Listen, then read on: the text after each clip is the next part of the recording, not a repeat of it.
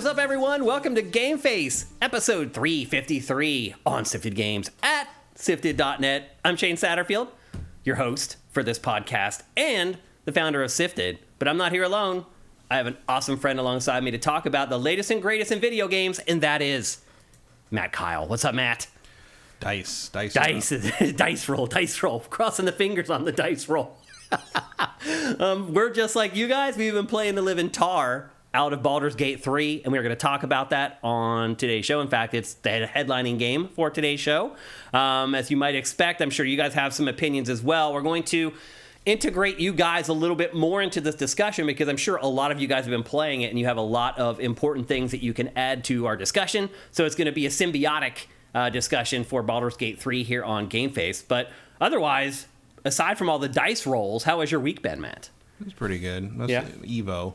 Yeah, we're going to talk about that too. How much time did you spend watching EVO? Fair amount. Yeah. I mean, I had it on while I was playing Baldur's Gate. A good amount because why not? Why not? I mean, if I'm going to play the same section four or five times, Yeah. might as well have something else on. It is interesting. Like I try to trace back to when I started listening to podcasts while I was playing games. It seemed to me, at least personally, it's a recent phenomena. I started doing it during the lockdown.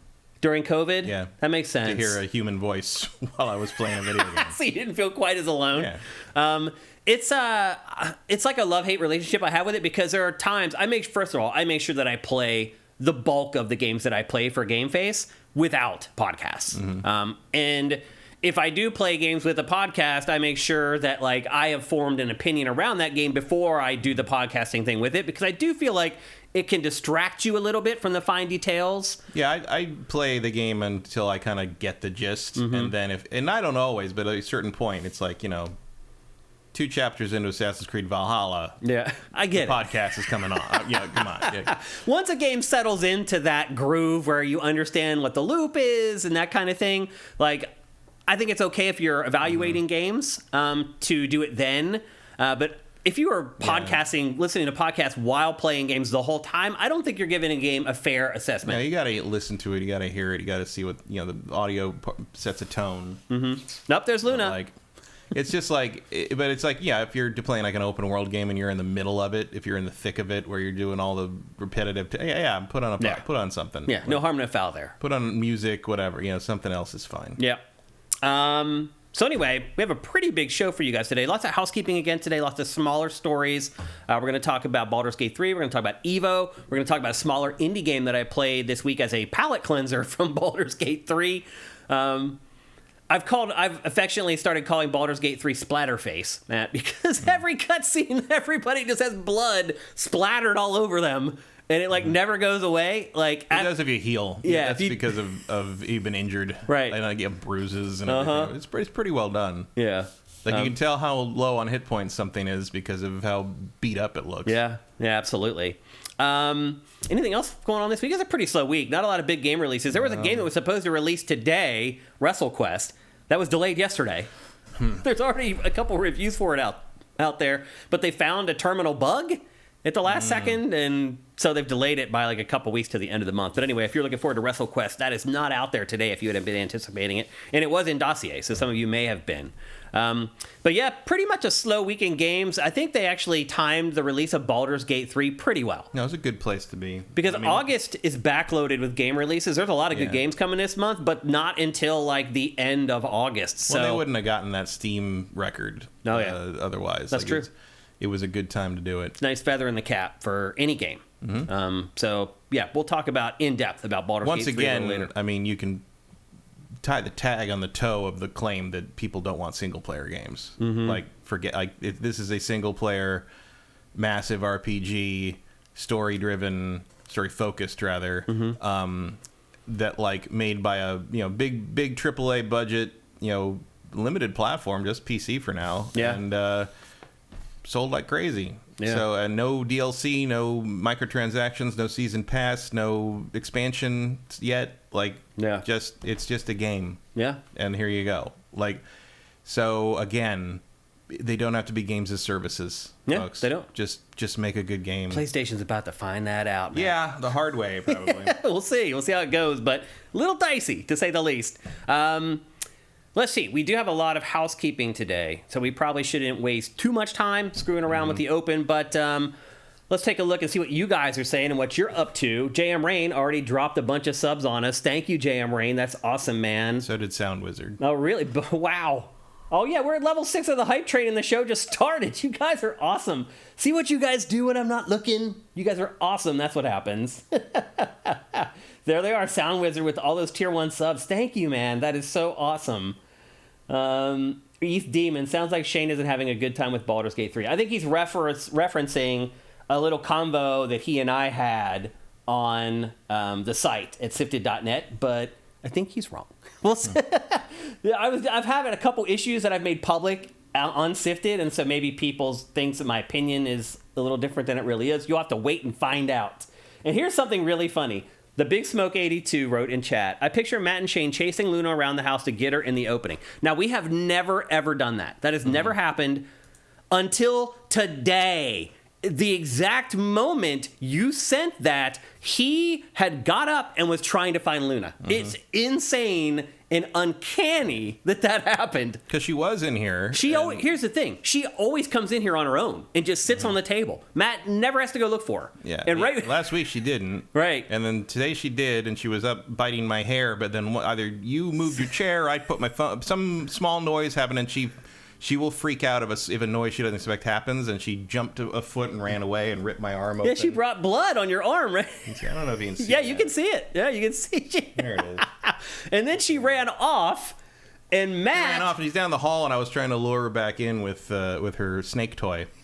And you sent that message while he was trying to get her back here. It was insane that you sent that message and that happened. So anyway, just thought I would bring that up.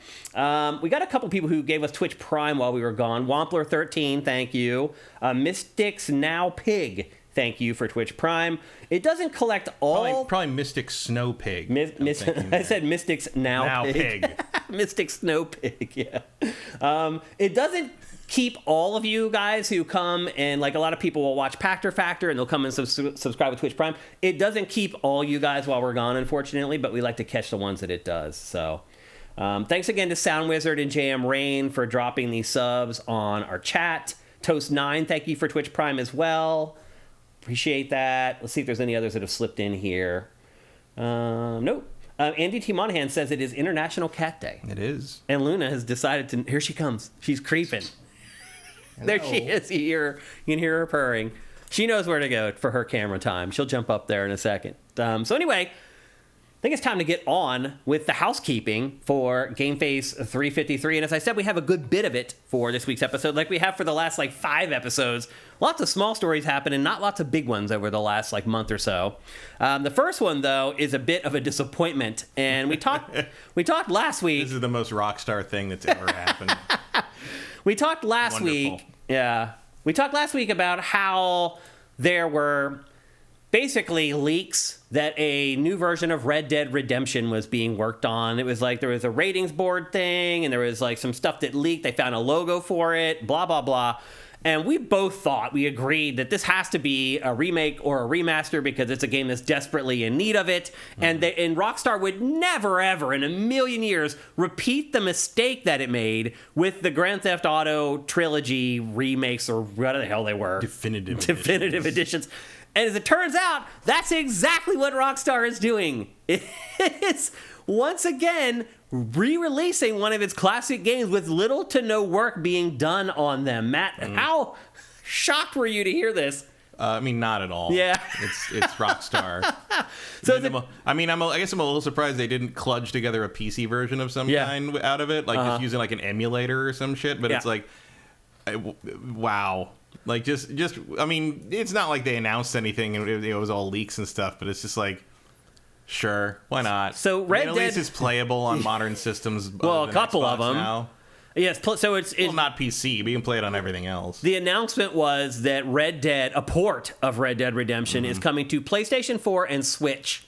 Now, it already works on Xbox because of the backwards compatibility. Yeah. And it's a pretty huge step up, I would add, too. It's very well done. They definitely plussed it a bit. Like, it does not look like the original 360 version running, on a modern system. It looks good. And the game has been patched. It's like a decade old at this point. Yeah, it's very. You still get the occasional magic cougar, but like it's much better. It plays way better than it did at launch. But then I saw this morning that there are graphics comparisons out there. Xbox 360 versus Switch, Matt, in the showdown of the century.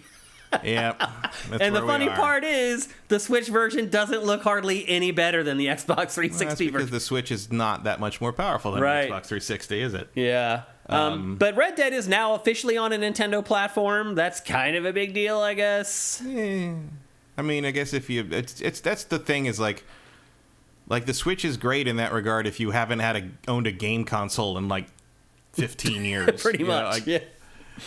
Yeah. Otherwise, it's sort of old news. I mean, it's good that it's playable on all the modern consoles now, I guess. Yeah, and Colgrim brings up a good point too, that they left out the online play too. Yeah, well, that's not a surprise. Yeah, the multiplayer. They don't want you to do that. I mean, they left out the online play on the second one now too. Yeah. They want you to play GTA Online. That's it. If you're gonna play an online Rockstar game, they want you to play GTA. Because they didn't support Red Dead Online all that long. Not very much, no. A few years, but like. It's certainly not on the level of like what GTA 5 You're right, gets. though. They want to funnel all their fans into that one place. They've figured out what works and what's really popular, and that's what they're going to focus on. They figured out where the easy money is. Just so you know, buckle up for the online integration in 6, guys. Like, because I don't know if this game's going to be what we expect it to be, like in terms of like being a GTA. I mean, hopefully it is. I don't think they're going to have online play inside GTA 6. I think that they're going to just use GTA Online and just start bringing elements from GTA 6 into GTA Online. Like, why would you kill GTA Online? I don't think they'll kill GTA Online. I think GTA 6 is going to be an expansion to GTA Online. Oh, interesting. I think it's basically going to be an add-on. Oh. I think, to the point that I don't know if you're going to be... I wonder if you're going to have to play GTA 6 in GTA Online, like if you'll just be good, and like that would really suck. It would, but I'm thinking if I'm trying to put myself in the shoes of like Rockstar in terms of how to maximize that kind of thing, like I can definitely see, and I don't agree with this proposal, but I definitely could see a world where they think, oh, having the chaos of GTA Online happening in your campaign game will make it all feel alive and integrated, and it'll lure you to want to play GTA Online because it's so crazy. You see all this crazy shit happen while you're trying to do missions. I can see where they might think that. Right. I mean, to us, that's going to be the most frustrating thing we've ever had to fucking deal with in a game. But, like, to them, it's basically free advertising for the thing that's going to keep you giving them money for years after you finish GTA 6. So my concern, my worst case scenario, is that GTA 6 is something like that. I hope you're wrong. So do I. ETH even points out that it was Microsoft that did all that work and not 2K. Yeah. Yeah. Yeah, that was all Microsoft doing for all their cleaning up stuff. They would do. Yeah, and there was a conflict on that at some point, I think, because like Rockstar was like, we didn't give you permission to change our game, and they're like, we didn't change your game, we just changed how the Xbox like presents it, basically. And they're like, there was a little bit of friction there for a second. Typical Rockstar. Yep. Trying to take the piss out of somebody who's trying to help them. That just makes sense. Sneaky says just GTA Online with a 6 storyline, something like that. I really hope that that's not the case. I think the vast majority of people would be hugely disappointed if that were the case. I would agree. I don't know if Rockstar knows that. It would be an internet backlash like you've never seen before. Like, holy moly, man. All I gotta say is Rockstar better buckle up if that's the plan for Grand Theft Auto 6, because it will flop spectacularly. And that's even knowing that generally people give Rockstar way more leeway than they give other developers and publishers. Yeah. It's the only explanation for why people... I saw somebody praising this game, Red Dead 2, as a masterpiece earlier. And I'm like, in terms of like presentation, sure. In terms of actual gameplay, give me a break. I think it just depends on your perspective and what you enjoy. Yeah, but if you enjoy a character that does what you tell him to do when you move the fucking stick, no. Touché. Yeah. So, anyway... A pretty big disappointment for Red Dead. Everybody kind of thought it might be a remaster or a ground-up remake because it kind of needs it. But as it turns out... Yeah, but then this is like the most low-impact, cheapest solution. Yeah, so here you which go. is what we should have guessed was going to be the case. Yeah. Because that's kind of what Rockstar does, sadly. Like I was a little like my only reason I didn't bring that up at the time was really that I didn't know if it was possible because like they seem to be having so much trouble getting any of this stuff working. I mean, they must have done some work to get the Switch version running. Yeah. PlayStation, maybe you just had to figure out how to like port, basic. But again, the code in that original game is supposedly such a giant mess that it probably was still pretty big job. I'm guessing it's not going to be great, these ports. No, I'm gonna guess that it's still gonna be playing it on backwards compatible on the Xbox One or Xbox Series X is probably still gonna be the best way to play it. Best choice. Yeah. Yep. So anyway, big disappointment there. Neither Matt nor I thought that this was going to be the case. We both thought that it was going to be a remake. Also, it's still surprising. Like if you're gonna do that, you didn't kludge together some kind of PC version. Yeah, no PC version. Even one that sucks. Yeah. Even like a definitive edition quality level thing. That's remarkable. A step too far for Rockstar after the GTA trilogy definitive. Maybe we'll get it later. Maybe it'll be like, here it runs at 40 frames a second for reasons we will never explain. But take it or leave it. It capped at 43. If you try to raise it, it just says "fuck you" and shuts the program down. Also, next up, Matt and I's worst fears have been realized with Final Fantasy 16. Unfortunately, now Square Enix is putting the message out that it is disappointed in the sales of Final Fantasy 16. Even though they apparently made the whole expense back in one quarter. Yeah. And the rest is all profit. All profit from here on out. But like... Square has the most unrealistic expectations of... It's notorious for this. Yeah. It did it with Tomb Raider when it had Tomb Raider. But it also goes back to long ago. I know, like, what was it...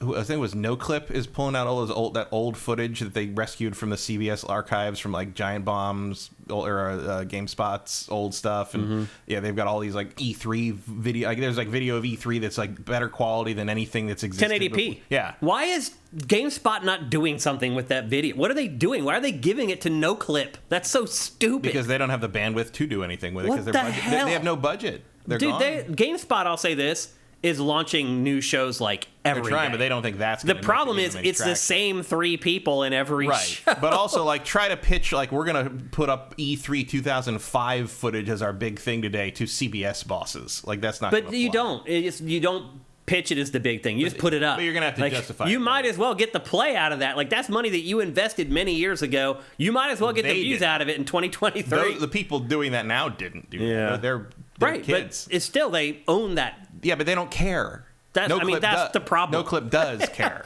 So I don't really care what happens to GameSpot. Yeah. I worked there, so I have at least a little bit of a That ain't the place spot. you worked. It's not. There's actually, I don't know if there's a single person left there. I would be shocked if there that was. Worked there when I worked there. I don't think there's even not even at Giant Bomb. Surely all those people are dead now. No, they're not.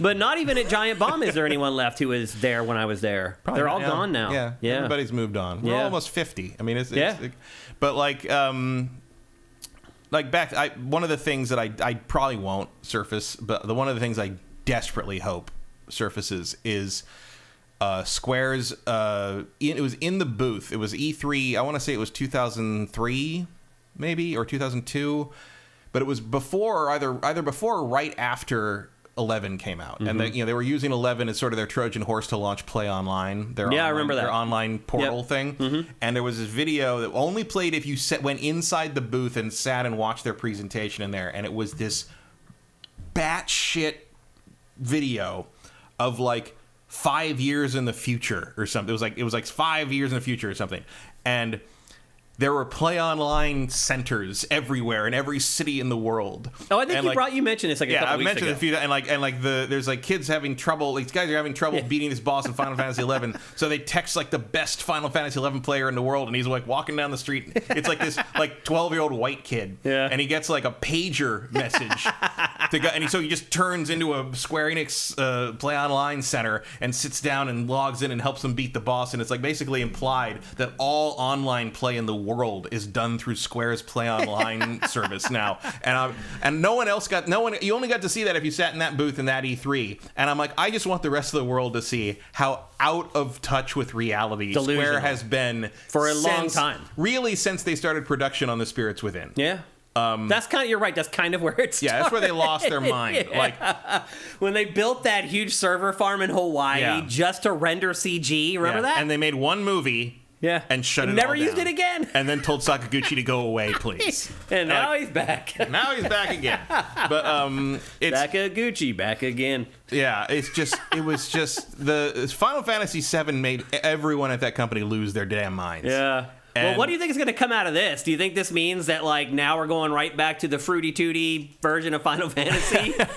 I think the next one will probably be more traditional in that sense. That's the word I was looking for. I think, but also because there's only the one. This team can only do so much, and they're also doing Final Fantasy 14, and there's they announced a new expansion for that coming. Yeah, big one. So, and the whole the revamping of the graphics and all that, and was an Xbox version too. Yeah. It's a lot of work. The thing I think they might start doing like an alternating thing. I hope like so. Maybe the even numbered ones. Look, I'm not asking. Look, team. I'll be honest. I'm not asking that this is the way Final Fantasy is forever.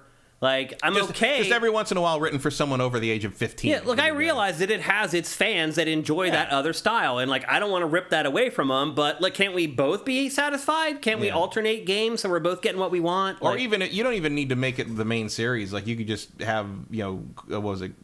A Creative Business Unit 3 do like a side, Final Fantasy : something. And it's like their own thing. Yeah, it doesn't have to be numbered. It doesn't have to be the numbered series. You want to keep the numbered series to be like 12-year-old afternoon anime bullshit. Go ahead. Like, although I would argue if it's not a numbered one, those spin-offs will probably eventually die. And also like they won't get the budget that 16 would. That's one of the things that's cool about 16 is like it's done up to the nines. In a way that normally you have to have 5,000 belts on your main character to earn that and budget big shoes. Square. Yeah. So, so any guess what Square Enix does? Do you think that's what it does? It alternates, takes turns?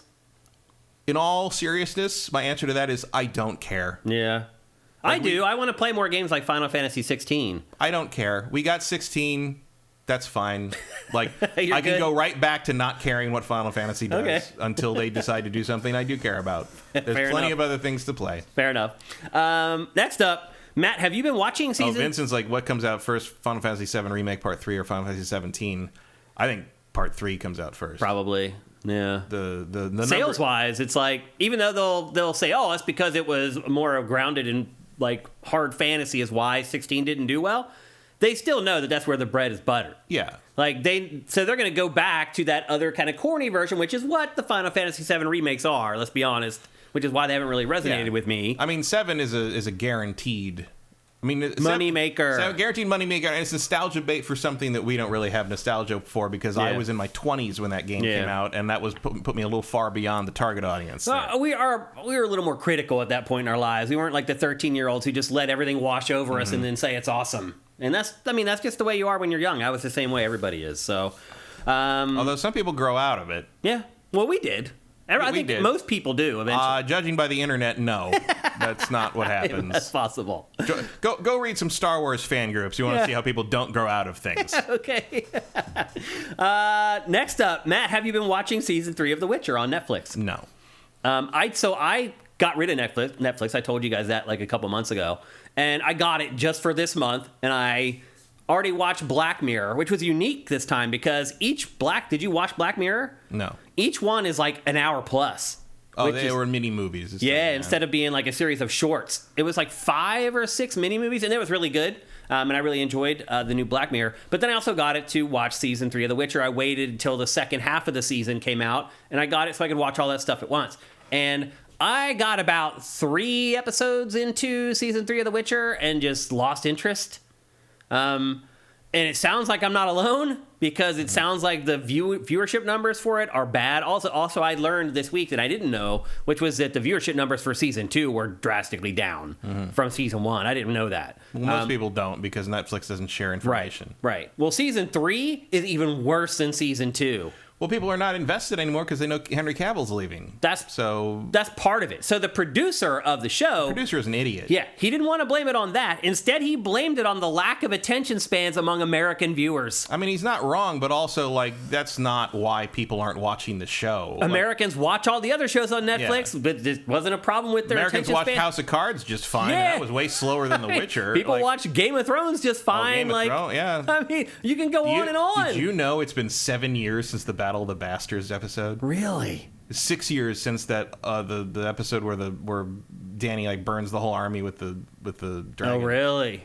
Dang. Time just whips. Been almost a decade. That's insane, man. That's insane. But anyway, there are hundreds of shows that Americans watch just fine. You're the difference. Yeah. You're the anomaly. Your show is the one they don't want to watch. Because there's no target audience for it. It's like it's too slow and dull to hook someone who's just looking for a fantasy adventure, and it's too far away from the source material to hook the people who care about The Witcher to begin with, which is one of the reasons Cavill left the show, because the showrunners don't care about any of the material. The source material.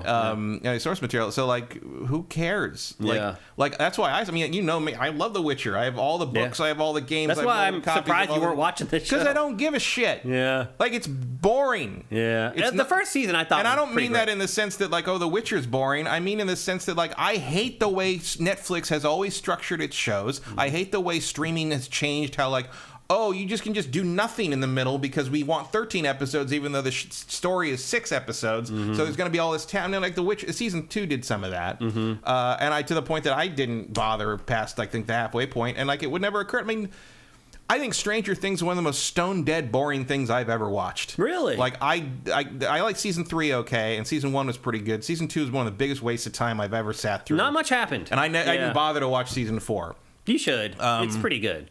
I don't. But you're care. right. There is one season of that show that like literally nothing happens. I cannot emphasize how actively I don't care. Like to the point of like, should I cancel Netflix the day season 5 of Stranger Things goes up just to say to them, I don't care about this stupid show? In part because they got me. They suckered me back in. I gave them my $16 to watch season 3 of The Witcher. I don't understand I mean, the characters are interesting, but the show doesn't focus on them. Like season 3, I liked in part because it figured out that the relationships between the characters was the interesting part, not the storyline that literally goes nowhere. And they haven't even mentioned anything new information about it since season 1, episode 3. But The Witcher 3, The Witcher at least ditched the very confusing out of sequence timeline thing from the first season, which I was like, oh, it's not that hard to follow. Like, it kind of is. It was, yeah. Like, if you don't know the rules of the Witcher universe and how long sorceresses live and all this stuff, like the idea, trying to figure out that like there's like scenes taking place 100 years ago and scenes taking place like 10 years ago, and like there's no indication of switching. There's no color tone framing change. There's no clear indication outside of some vague references to the political machinations of the different kingdoms that you never actually really see. Apparently nobody's military uniform changes in a century. That's weird. It just didn't really work for me. The other thing too is even though I knew the story they were telling. Like I was like, okay, that's weird. They also split up the 3rd season into 2 sections, which I think probably was not a good idea. No, I mean they're trying to like, Netflix is too afraid to do the weekly release thing for most of it, because they tried that for a while and it didn't work for them. But they also want to keep the shows in the kind of the zeitgeist longer, which only happens with staggered release. So I think that's what the idea there. They do it with animated shows a lot too. The other problem I think The Witcher has is no one can decide whether they're doing the books or the games. Geralt in the books is a very, very different character from the character in the games. Geralt in the books is actually a little neurotic and very emotionally open, cries a lot, is very involved in things, and like is kind of that's kind of the antithesis of right. And in the games, he's basically Batman, right? Like he's very gruff and soft and like kind of very matter of fact and like not much emotion. And the thing is, Cavill is playing game Geralt. He is, yeah. But game Geralt is kind of a difficult vehicle to tell book Geralt's story. Because a lot of what happens with book, you have to believe that he really, really loves Ciri, and that he and Yennefer and Ciri form this like kind of like family unit that's then destroyed by the Wild Hunt, which is why he's so driven in the 3rd game, by the way. Yeah. The 3rd game requires you to know more about the books than the other 2 games combined. Like, it's remarkable. Yeah.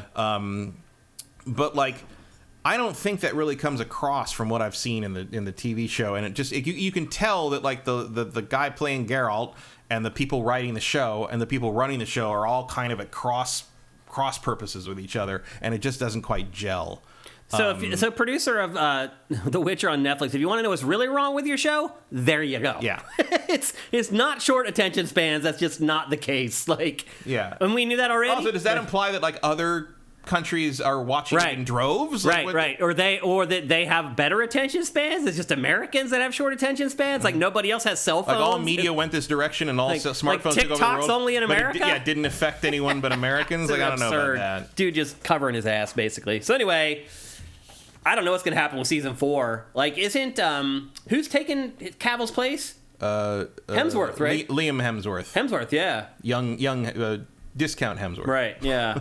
But Liam Hemsworth is a fine actor, but it's just like he is always going to be. He's always going to be. We have Chris Hemsworth at home. Hemsworth, right. It's like yeah. So we'll see what happens. And I feel sorry for him on this because there's no way. Like no one's going to accept him as a replacement for Henry Cavill. Like I'm not even a huge Henry Cavill fan, but like that man is Geralt of Rivia. A lot of people are agreeing with you that season 1 was weirdly confusing. Barry Lomax. Like, you're going from Geralt of Rivia to Geralt of Wish.com, and it's going to be a tough transition. Cenat says he needed to go online to have help with the timeline on season 1. It's not very well communicated. Yeah. Which is another reason you can kind of see that, like, people, like, question, like, why was Henry Cavill having such conflict? Like, if you were looking at that, how they were constructing that, I would have conflict with them, too, because that's very unclear storytelling. Yeah. And then Shneaky asks, is writing and shows getting lazy as they know people on Reddit will fill in the blanks or explain things?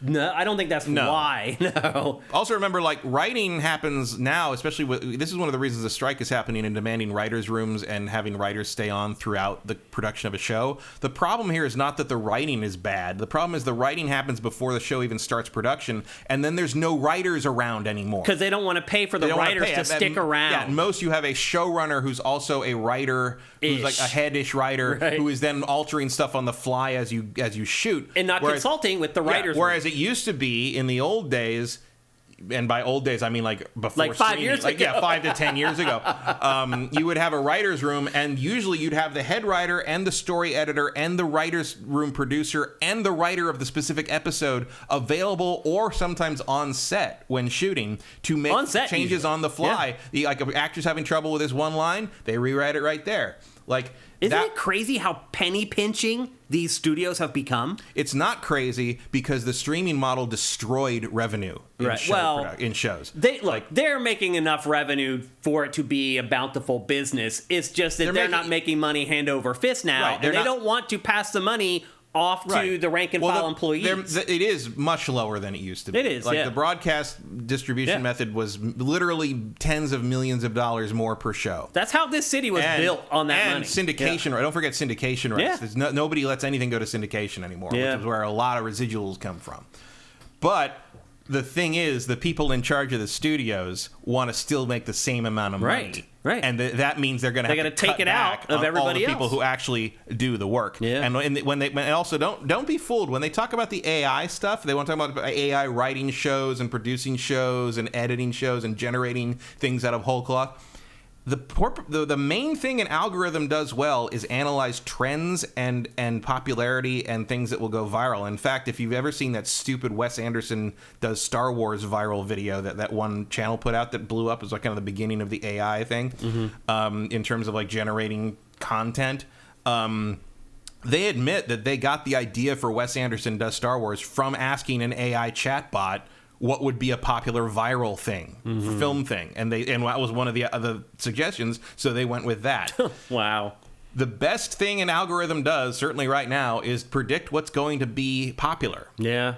That is literally the job of a studio executive. It is. That is the studio executives are supposed to be the ones who are green light and red light things based on what they know will sell and be popular and make the most ad revenue. And that is the entertainment job most effectively replaced by an AI right now. So watch your fucking back, people. Like that is the irony that it's like, you want to argue for AI in production? You're going to lose next, your job. Motherfucker. You're the one who's going to lose your job. Yeah. And you're the one who's going to lose your job and never look back on it, because you try to get an AI to write a sitcom, good luck. Because an AI doesn't understand jokes. Yeah. Like, all that's the one thing recompile. it can't do. Ask ChatGPT to tell you a joke sometime. Yeah. Or just it's only funny because it's so terrible, the joke. Yeah. Or just ask ChatGPT to tell you the truth about anything. Right. Or just be accurate. It's like talking to a 16-year-old who's insecure about themselves. It's just like, why are you I know you're lying to me. Like, why are you? It's ridiculous. It's ridiculous. Yep. Okay, well, let's move on to the next topic, which is not a good one. Unfortunately, we got news this week that the team behind the Callisto Protocol has undergone a lot of layoffs. They lost 32 people in their studio. Maybe the most shocking thing that was exposed throughout the story is the fact that the Callisto Protocol cost $162 million to produce. That's a lot of money. And then sold 2 to 3 million units. Less than that. Yeah. So what are you looking at if you want to make your money back? Just not even break. If you want to break even on that, how many copies of that do you have to sell? 5, 6. Yeah. Yep. After the marketing and everything is piled on. Yeah. 5 or 6 million units. They got to like 2 to 3. So they laid off 32 people, which is a big chunk of the staff there. And I saw the person who had hired that team, who had assembled that team, was on Twitter talking about how they literally spent 2.5 years building that team for that game, that it was an all-star team, that they waited on some people to finish projects to bring them on, and that kept them from starting on the game when they wanted to start. All this, like, this HR person was just like, man, it was my life's work to build this team, and now it's just being dismantled. And he was devastated. He's like, you guys don't understand. This team was all-star. Like, the best I could assemble, and it took me 2 years to do it, and now it's just gone in the blink of an eye. He doesn't even work there anymore. The HR guy. I'm sure.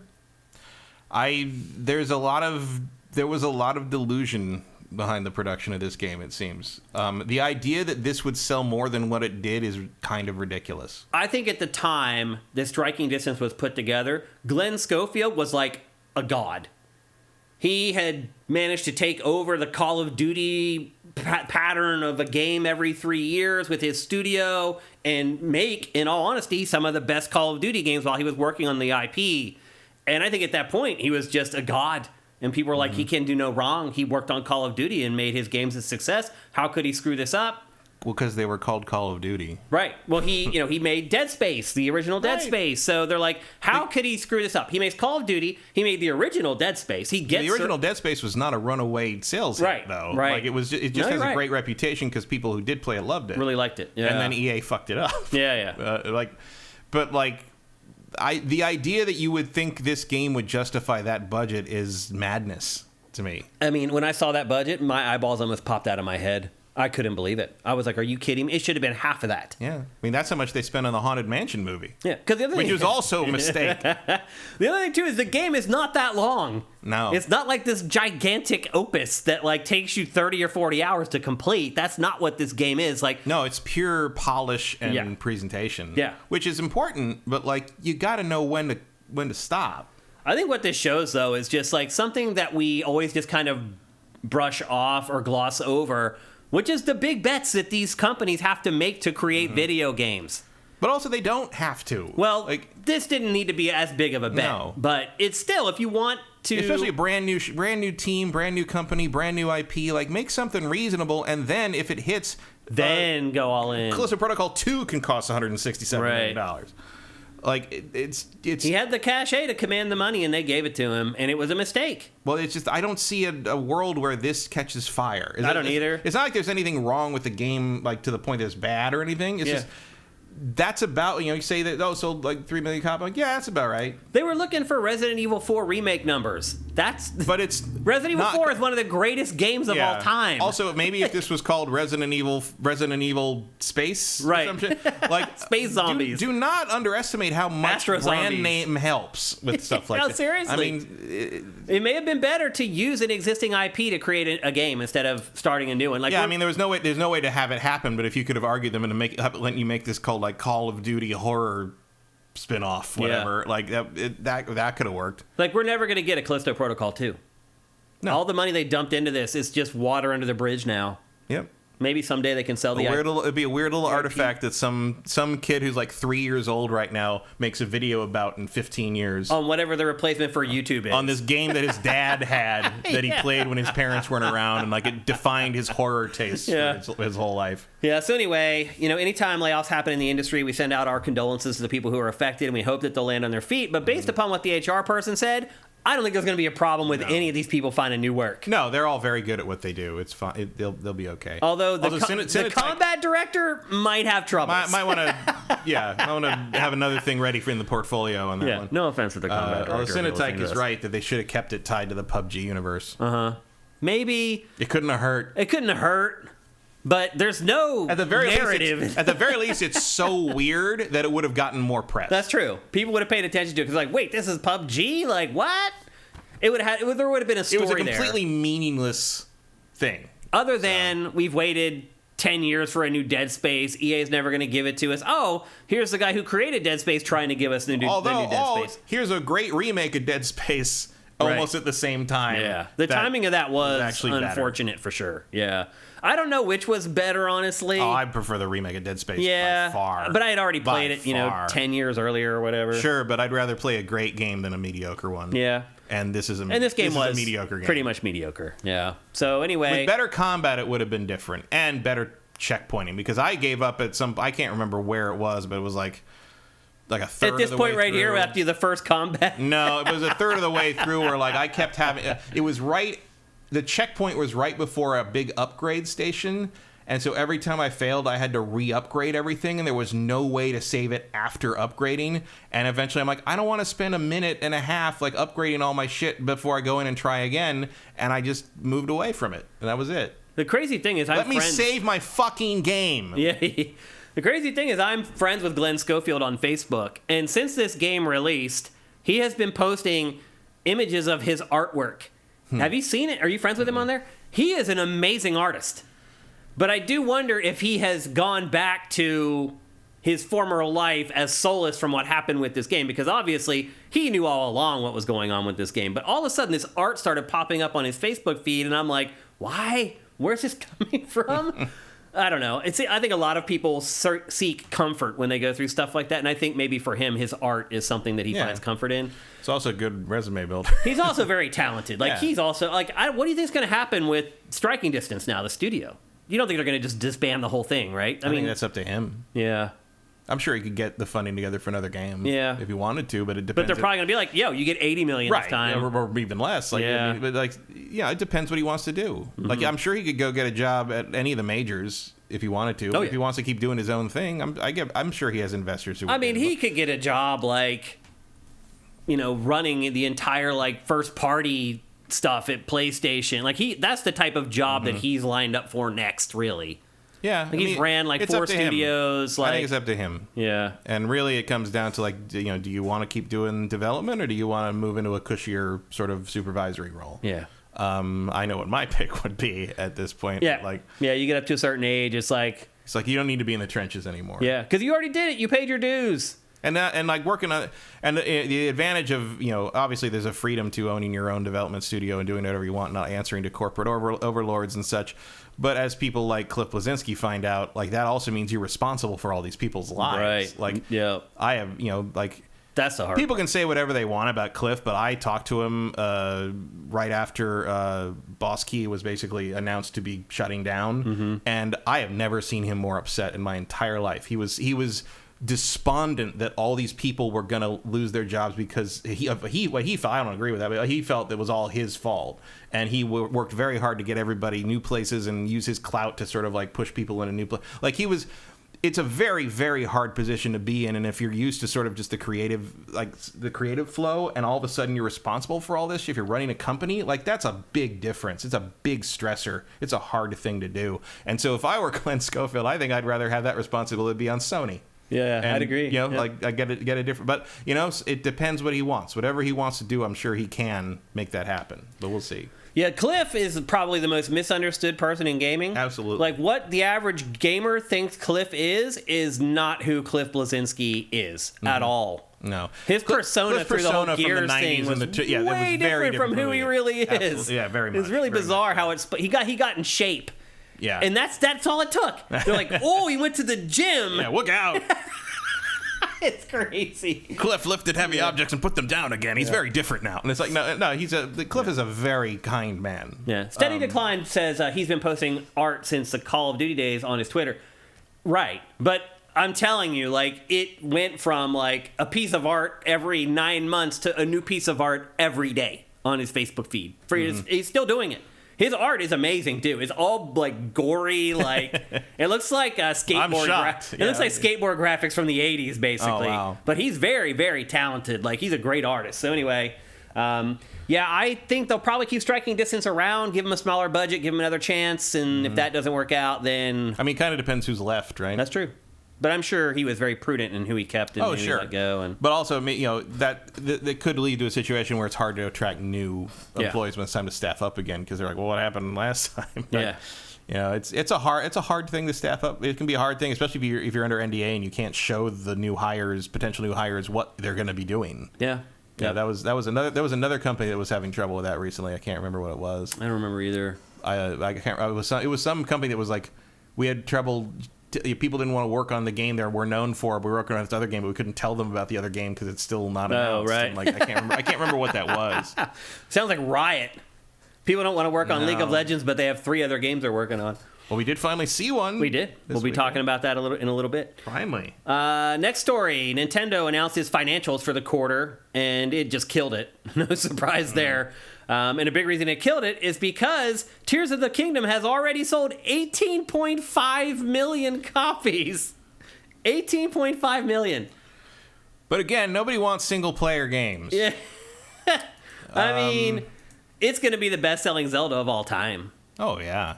Yeah, easily. It sold 18 million in 2 months. That's Mario money. Yeah, I mean, it's crazy. We're never getting a traditional Zelda ever again. It's never happening. Not. I could play taps for that. We're never getting a normal Zelda again. Zelda is now basically Minecraft. It is, yeah. You're done. It's all going to be construction and which is horses. A shame. But, you know, the good news is, like, Zelda used to be my favorite video game franchise, and there have been dozens of others that have popped up over the last 20 years that I enjoy a great deal. So now, to be fair, they are, you know, at least releasing the or Ages and Oracles thing. At least that indicates they're not ditching the old versions completely. Well, they know there's still people like me out there. There's still suckers like us who want to play real Zelda games, but... Yeah. Steady Decline, thank you for gifting those Tier 1 subs, man. That's awesome. And Emperor Dread, thank you for subscribing with Twitch Prime in the middle of the show, which we never get to thank people for because we're always preoccupied. I also think that there may be side Zelda games that are more traditional. Maybe. To fill the space, because the other thing about this... You can't take 8 years to make a game. That's the other thing about this format is, like, it takes forever to make this game. I mean, let's be honest. This game needs to sell. It does 30 million copies because if you worked on it for 8 or 9 years, like. But again, you've set a precedent where, like, the next time you make a game of this kind of Zelda, it all has to work flawlessly, just like this one does. Yeah. Because, like, I mean, look, I didn't particularly enjoy the building and all that stuff, but I am thoroughly impressed by the fact that it all just works. Yeah. There's almost no collision glitches. There's no the craftsmanship in the game is remarkable. Impeccable. Yeah, absolutely, no doubt about polished to. I mean, you can tell like they delayed that a year and just polished it. Vincent says maybe by the 5th game in this series they'll have real dungeons. That'd be nice. That'd be great. And you know what? I'll be honest with you, Matt. That would fix a lot of stuff for me. You give me 9 real dungeons that are... You could even... I don't even need 9. Give me 5 or 6. No, I need 8. Okay. 8 or more. I talked you down to 8. Zelda games are 8. Yeah, they Zelda games are 8 dungeons. Typically, yeah. Wind Waker would have been much better received if it had more than 3 dungeons. Yeah. Give me 8 real Zelda dungeons that all build on each other. Like, and I'm cool with the rest of it. And you can just limit it. You can like the way the Underground was, like...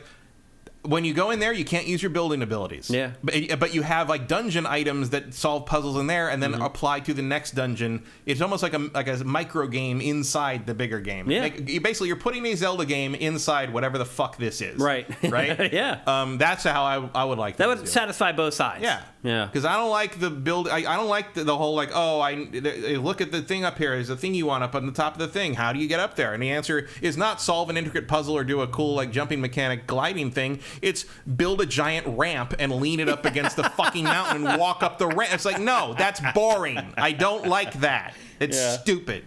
Yeah. So I feel like there's still people there who can build dungeons like that. I would hope so. Absolutely. Of course there are. I mean, there have to be. Of course there are. I mean, maybe that's what we get in the next one. Is something that is more in the middle that satisfies. To me, that's both. that's the next step. Is like this. I mean, what else can you really got this do done. with this? Like you have this system. Technically, this system can do anything, right? Yeah. Maybe you add a couple new pieces. You add like little wrinkles in that regard. Maybe a new power that he can do. But really, the last step in this sort of evolution of Zelda is to bring back the dungeons. things that make it Zelda, which is dungeons and the items that you get in the dungeon, so that it makes the dungeon I don't fun. know, combat that doesn't annoy the shit out of me. Yeah. That's less of a toy and more of a fight. Yeah, I agree. They could definitely clean up the combat in the game. And that could maybe only be in the dungeons. Yeah. Like you could keep the normal combat out here and have like specific dungeon equipment. Yeah. Delving equipment. You call it delving. There we go. Delving pack. And all the stuff in the delving pack used in dungeons, and that's it. Yeah. So another interesting thing that came out of Nintendo's financial report is that Metroid Prime 4 is still scheduled for Switch. Yeah, that's not surprising. I thought it was. I'm not. Well, 'cause, as I've said, they could have mysteriously left it out. No, I think it's going to be. I think it's going to launch with the new system, but it's going to be backwards compatible. Yeah. I think Switch is. It's going to be a PlayStation 5. I mean, you can't tease us for what has it been now? 4 years or more? 4 years. They announced this when they announced the system. Did they? Or was it just like a year later? I think At most a year later. Yeah, it wasn't too long after. Yeah, and here we are in 2023. Still not playing Metroid Prime 4. But yeah, I think you're right. I think what this hints at is that it's going to be a dual system release. Yes, definitely. Yeah. And I would guess it's a launch game for the next hardware. Yeah. But if you own the old Switch, you can still play Worked out pretty well for Breath of the Wild. It sure did. Absolutely. So anyway, Nintendo. Oh no, Metroid Prime is all building. Yeah. Oh God, what a nightmare. Although you could absolutely have her do weird stuff like that with a beam out of her arm. Like also based on the sales of Metroid Prime in the past, I could see Nintendo being like, you know what, we need to add something. You know what Samus needs? Legos. God, I hope not, but I wouldn't be surprised. I'll just be honest with you.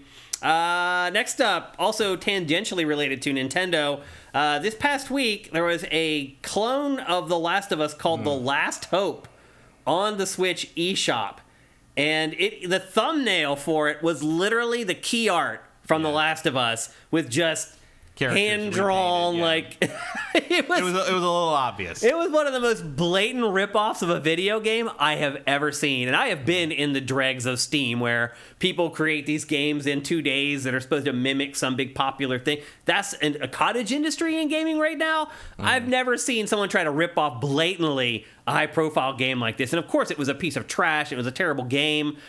The irony here, though, is that PlayStation reached out to Nintendo, and Nintendo obliged and took it down after okaying the game onto the eShop. That's a strange dynamic there. Like, I don't think there's a lot of vetting happening over there for what goes up on the eShop. The eShop is a disaster. It's an absolute nightmare. Why has Nintendo allowed this to happen? I don't know. Like, who is there? I don't know. If you let me ask one question of like the top Nintendo people, and they're not allowed to lie to me, that would be the question. What are you doing with the why is the eShop full of porn and shovelware? And consequently, that's also why it runs like dog crap. Yeah. Because it's trying to filter through hundreds and hundreds and hundreds of crap games. And they come just trying to find something that came out last week. Like, there's already 50 games. 50 games came out this week, and it's all shit you've never heard of and will never hear of again. It's insane. It's unbelievable. It's all mobile ports of crap, and I really feel bad for like these Nintendo-centric fan sites because we curate and we see everything, and they're covering this stuff. Yeah. They are diving into this eShop playing like these god-awful games. At this point, you could actually do a top 10 eShop games with hentai in the title. Yeah, like, right. It's insane. Yeah. This is the company that used to not let you put crosses in the games. I know. It's so bizarre. What is happening? But you know what? The same thing's kind of happening at PlayStation, too. Sure, but PlayStation never pushed itself as family-friendly, like curated Nintendo seal of quality. But there's a metric ton of shovelware on awful. the PlayStation Store, too. It's so bad. But PlayStation's better about forefronting the actual games. Well, also, its store runs like Grease Lightning. Right. So they figured that part of it out, at least. Well, in part, it's because you're not stuck on Wi-Fi. Right. But, like... Yeah. It's terrible, but like I mean, at least they took it down, and it's funny to me that like Sony I believe still has Legend of Black Tiger up, right? Which it's still is there, as bad if not worse than this Last of Us ripoff. Are you surprised that Nintendo obliged and took it down? I'm a little bit. Yeah. A little bit. I mean, I'm not in the sense that I would expect them to say no, but more like I would expect them to just not respond. You know, like doing their own thing. Yeah, I mean, look, it's our business. We can choose what we want to put on our platform. It was gross, but it's not like it wasn't not illegal. Actually illegal. You can't copy. I mean, it didn't even play like Last of Us. It was just like a run around, hit zombies in a street thing. It just the key art. It was the thumbnail. Looked like Last of Us. Yeah. I am surprised Nintendo took it down at Sony's behest. But it does feel like things are different from how they used to be. It feels like the big three all play nice with each other now. More so it feels like it's a friendly competition instead of like an angry competition. Yeah, I think there's less of that between Microsoft and Sony, but like, although, I mean, why? Who cares about? I mean, why would either of them be competitive or weird to Nintendo? Nintendo's not in their arena. It is in its own lane. They're not really competitors anymore. But anyway, the other thing, the reason to really play nice on The Last of Us stuff is that The Last of Us is so high profile now. With the TV show and everything. So many people know what that is now that haven't even touched the game. That's a good point. It has extended outside of video games. The argument you could have made, I don't know what they said to Nintendo, but the argument I would make to Nintendo is like, you're going to get a bunch of people that don't know shit about shit that have seen the show and they think this is that show and they're going to associate that with our brand, and if they start doing that, then we have to take action to protect our brand. Yeah, they could have just threatened Nintendo. It's like, look, we want to play nice now, but if you don't want to drag this through litigation, then take it down, and that may be convinced and force Nintendo. And I think the argument I just said, like, that is a convincing grounds for litigation. Like, it wouldn't have been like an empty threat. It would have been like, that really is a place, because of the popularity and breadth of Switch's audience, that is a place where people that don't know any better could have discovered this thing and thought it was real. Well, my guess is Nintendo said the game has sold 10,000 copies. It doesn't matter. We've made $2 off of each one of them. Yeah, you're not asking them to take down Mario. No. You know, they're like, the cost-benefit analysis versus us having to spend hundreds of thousands of dollars on our lawyers to fight this in court, not worth it. For an asset flip. Yep. Like, it doesn't make any sense. Yep. Next up, got some news on Death Stranding 2, but not stuff that we wanted, which might be an update on the game, because right now all we have is this trailer. But Kojima has shared this week that because of COVID, he went back and completely rewrote the script for Death Stranding 2. He said because of the whole game is about connections and connecting with other people, and because COVID forced everybody to not be able to connect or connect via stuff like Zoom and Skype, that he felt that the game had lost its relevancy and he needed to find a different angle for Death Stranding 2. So that just tells me that Death Stranding 2 is going to be played entirely on Zoom. You're going to have to join Zoom to play Death Stranding 2. Most of Death Stranding 2 is just going to be a codec conversation. Yeah. This is a little surprising to me because I figured that they were beyond pre-production for this game and that rewriting the script during COVID probably was not a feasible idea, but apparently not. This game may be further out than we think. Don't forget, the first Death Stranding is now like 4 years old. So we're kind of due for Death Stranding 2 already. Like 2020, right? I think it was 2019, wasn't it? Death Stranding? I thought so. I can check quick. I don't think so. I feel like that was 2020. I feel like I remember that in Plague times. Yeah. 2019? I thought it was. I don't know. Late 2019, Barry Gooster says. Toast 9 2019. That made a huge impression on me, clearly. Yeah, on both of us. So we're kind of getting to the point here where it's almost 4 years. Like, the game probably should be about ready for release, but if he completely rewrote the script... the first one got made in a reasonable amount of time. Let's not ask for miracles. That's true, actually. Yeah. They got... And they had to start a studio to make the game. Yeah. And all of that. So you're right. Probably 2.5 years of development. Which would make you think that Death Stranding 2 should be here by now, but... Well, not if he's going to reinvent it again. Yeah. Which we imagine he was going to, because you can't really do that again. Well, in the meantime, you put your game for sale on PC, that a little more revenue comes in from that. It's enough to keep you going. Like, it's still stuff coming in. Kojima knows how to work it. Like, he knows how to keep the revenue coming in. And so, yeah, I would not count on seeing Death Stranding 2 in the near future. Again, we only have this one trailer so far, which is a good hint that it's not that far along.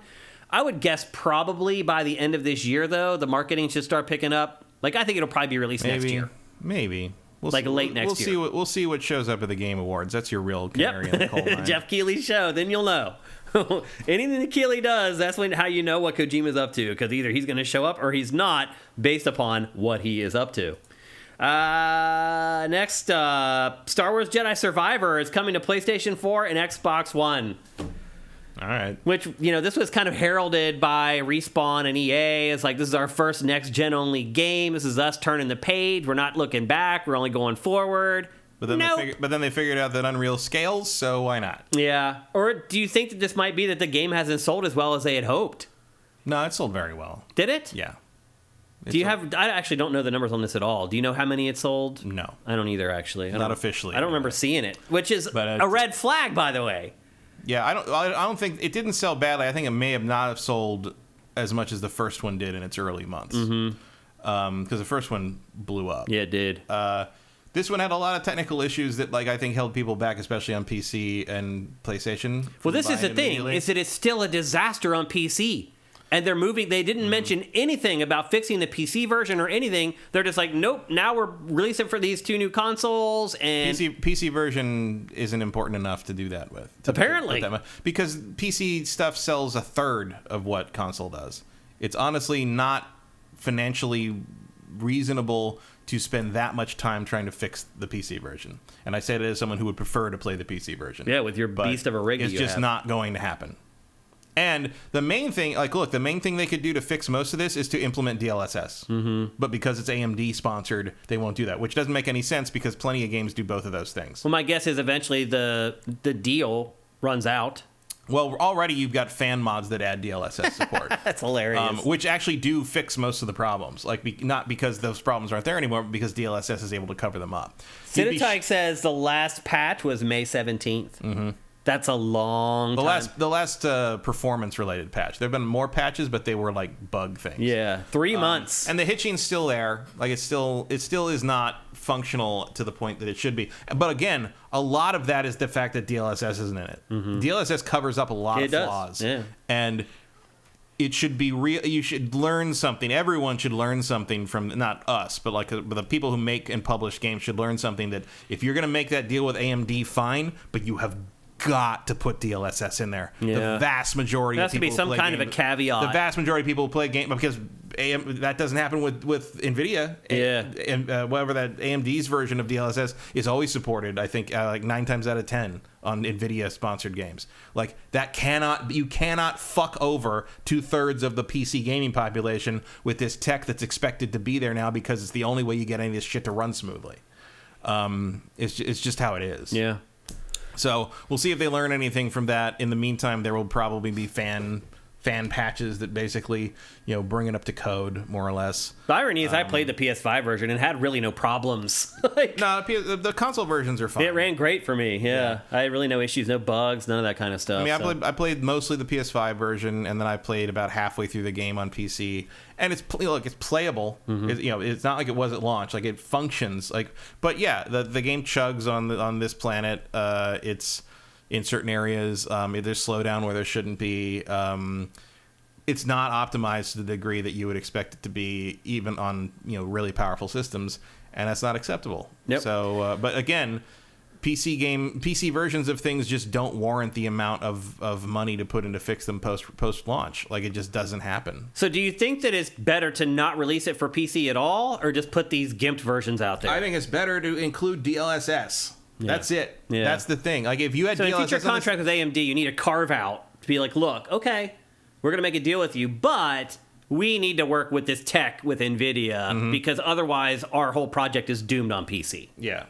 And if you're gonna have something that's as CPU bound as so much of this game is, you have to work on that before. I don't know what happens in there that you don't notice this because everybody has these problems. Yeah. So I don't know. Maybe you do hit a point where we have to because that's the thing is I'm sure EA wouldn't allow them to delay the PC version because they don't care. Yeah. The PC version doesn't make them enough revenue to warrant that kind of attention. Yep. That's the problem. Yeah. I don't blame the developers for that, by the way. That is just something that crops up and maybe something they didn't anticipate, but I guarantee you it's EA not giving them time to fix it properly or the money not to fix it properly, not the developers not caring about the PC audience. It's just a business reality. Yeah. And then this morning there was a Pokemon Presents that Nintendo... Oh, right. That thing. And really there wasn't that much news that came out of it. Pokemon Stadium 2 is now on Nintendo Switch Online. The first DLC for Pokemon Scarlet and Violet comes out on September 14th. And that DLC comes in parts. So the first part of DLC for Scarlet comes out on September 14th, pretty soon. And that's pretty much it. Like, I think they announced a couple new Pokemon today or whatever, but otherwise it was not high stakes. And then the final story for housekeeping in this episode is that, are you familiar with a streamer named Cenat? No. Me either. Well, now I am. But apparently he's bigger than God on Twitter. This is one of the 0.5 guy that's making 76% that I have no idea who he is. Well, apparently he announced that he was going to give away PlayStation 5s in New York City, and it caused like a riot. And now he may go to jail. I didn't know that there were laws that could pertain to that. There's incitement to. I mean, it's funny that they're willing to slap that on him and not a certain other person who caused a very destructive gathering a couple years ago. Right, right. Think about that.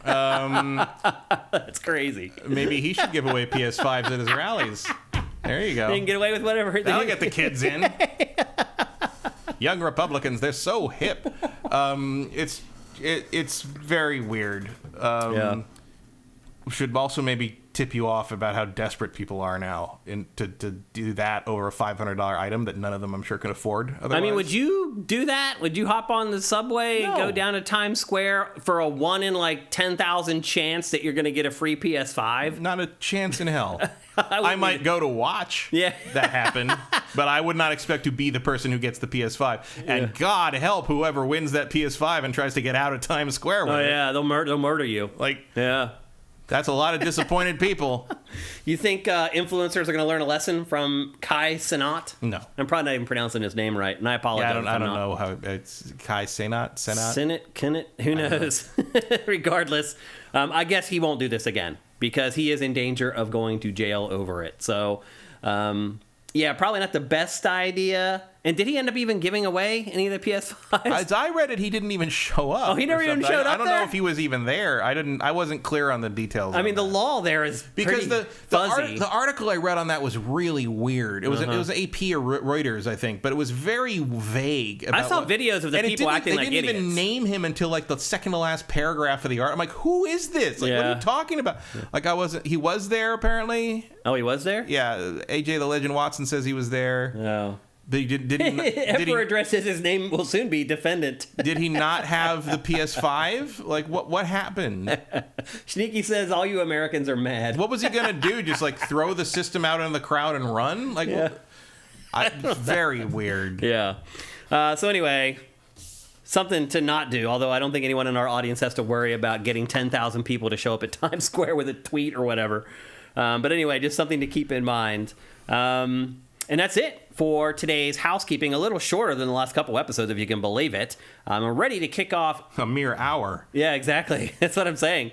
We're ready to kick off GameFace 353 in earnest. But before that, here's a word from our awesome sponsor, LS Cream. LS Cream is a fine cream liqueur created by fellow gamer and sifter Stevens Charles. It's inspired by an ancestral recipe from Haiti called Cray Mass, and a double gold winner for its original taste at the New York Wine and Spirit International Competition. LS Cream can be enjoyed on the rocks or as a mixer for drinks with its rich blend of fresh cream and neutral grain spirits with notes of coconut, vanilla, cinnamon, and nutmeg. It's great in coffee or to make espresso martinis. To learn more, discover amazing drink recipes, or to track down your own bottle using a handy store locator, head to creamls.com/sifted. That's creamls.com/sifted. As always, a gigantic thank you to LS Cream for sponsoring GameFace. Head to creamls.com/sifted. It's an awesome website, and it's got everything there you need. Awesome recipes, where you can buy LS Cream. Get yourself a bottle or 10 right now. And with that, it's time to kick off GameFace 353 proper, and we're going to start with, you guessed it, Baldur's Gate 3. Easily the biggest video game release of August. As I said last week, it was nice to Early not access have... on Starfield is technically August 31st. Is that true? Yeah. If you buy the deluxe edition, you can start playing on the 31st. That's right. That's the $35 for 5 days thing or whatever. Yeah, and like a watch. Yeah. But technically its release date is next month. And so the biggest game that has a technical release date of this month is Baldur's Gate 3. It is all the From Software fans are like, ah. Yeah. That's This true. is bigger than It's way bigger than Armored Core 6. Yeah. And it's odd that it is, but it is. Yeah, these are not like previously not huge IPs, really. Yeah. There's been a couple times when I've had to explain to some people what Baldur's Gate is. Because or like that, like this is not a sequel to the PlayStation games. Right. Like the Diablo action hack and slash games. Although, if you look at it, someone playing this, you might think that, yeah, but it's not. Like a lot of people were surprised that I know who got it were surprised that it was turn-based. Yeah. And I'm like, yeah. Well, although some people who played the originals were surprised it was turn-based without real-time with pause, which is fair. Yeah. Yep. And this is a turn-based RPG set in the Dungeons and Dragons universe. I would argue maybe it's a strategy RPG. I mean, it's D&D. Yeah, it is. It's Dungeons and Dragons. If you want to play D&D as a strategy RPG, you can. And if you put it on tactician difficulty, it is. Yeah. So that's up to you. Yep. Matt and I have been playing this game. I don't know how many hours I played it because my Steam count says almost 30 hours. My save says like 7 hours. Well, I've had to reload and redo things so often that, like, I think I'm like 10 hours in the game and 20 hours on the time counter. Played. Yeah. Like, it's like... And I think part of the reason that this is happening is because the game hasn't launched flawlessly. Although a lot of it is flawless. There are certain parts of it that are not. I have had almost no technical problems on the game. Just a couple of quest lines that they don't dead end, but they get weird and confusing, and how to get out of them is sort of technical. And one of them was something that I remember running into at the end of 2020 in early access, and it's astounding to me that they didn't either fix it or 3 years of early access it. is insane, by the way. 2020 or 2020, I can't remember. I think it's been early access 2 years. Yeah. But there's a couple places where I'm just like, this is still like this? Interesting. Because they did change a bunch of stuff. Like the intro section is much shorter than it used to be. It used to have a much longer stretch on the Mind Flayer ship at the beginning. There was an outdoor area and a whole fight on the top of the ship, and then you had to drop down, and it was a whole very different. But now it's like, get on with it. It was probably a good change. But my problems are with saves, and we'll get to that in a little bit. And I found like characters standing in T-poses and little stuff like that. All those little things, like there was a scene where in the camp where there was a bunch of people in camp, and then when it cut to my character, there were all the people had turned invisible, but all their like tankards were still being drunk out of, like moving up and down and being drunk out of. So there's little things like that. Considering the size and complexity of what they've made here, I'm okay. Yeah, I'm okay with that. Like, the plot of the game, as you just saw the opening cutscene there, is you are on a ship with mind flayers, and they are putting these tadpoles in people's eyes. And once that happens to you, you gain almost clairvoyance. You have the ability to... Normally that doesn't happen. You just turn into a mind flayer. Right. You have what's happening in this game is weird.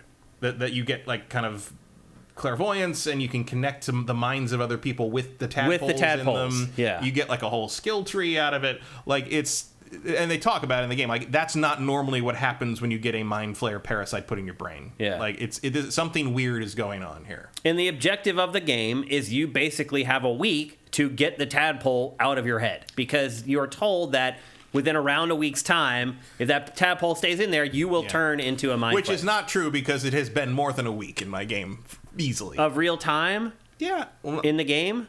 I mean, I have definitely slept more than 5 days at this point. I see what you're saying. Long rest or an overnight sleep. Right. And I have not, actually. I've only slept like twice the whole time. No, I've slept several times. Oh, really? Sometimes in the middle of dungeons. It doesn't make any sense.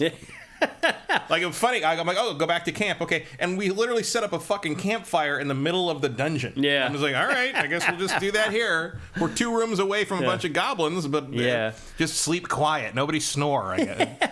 And you're not the only one with the tadpole. You come across tons of other people in the world who also have the tadpole. And then there's like these clairvoyance battles almost, where you're both using your mind to like read each other's minds, and like... There are moments in the game where he was literally made the guy from the D&D cartoon. Yeah.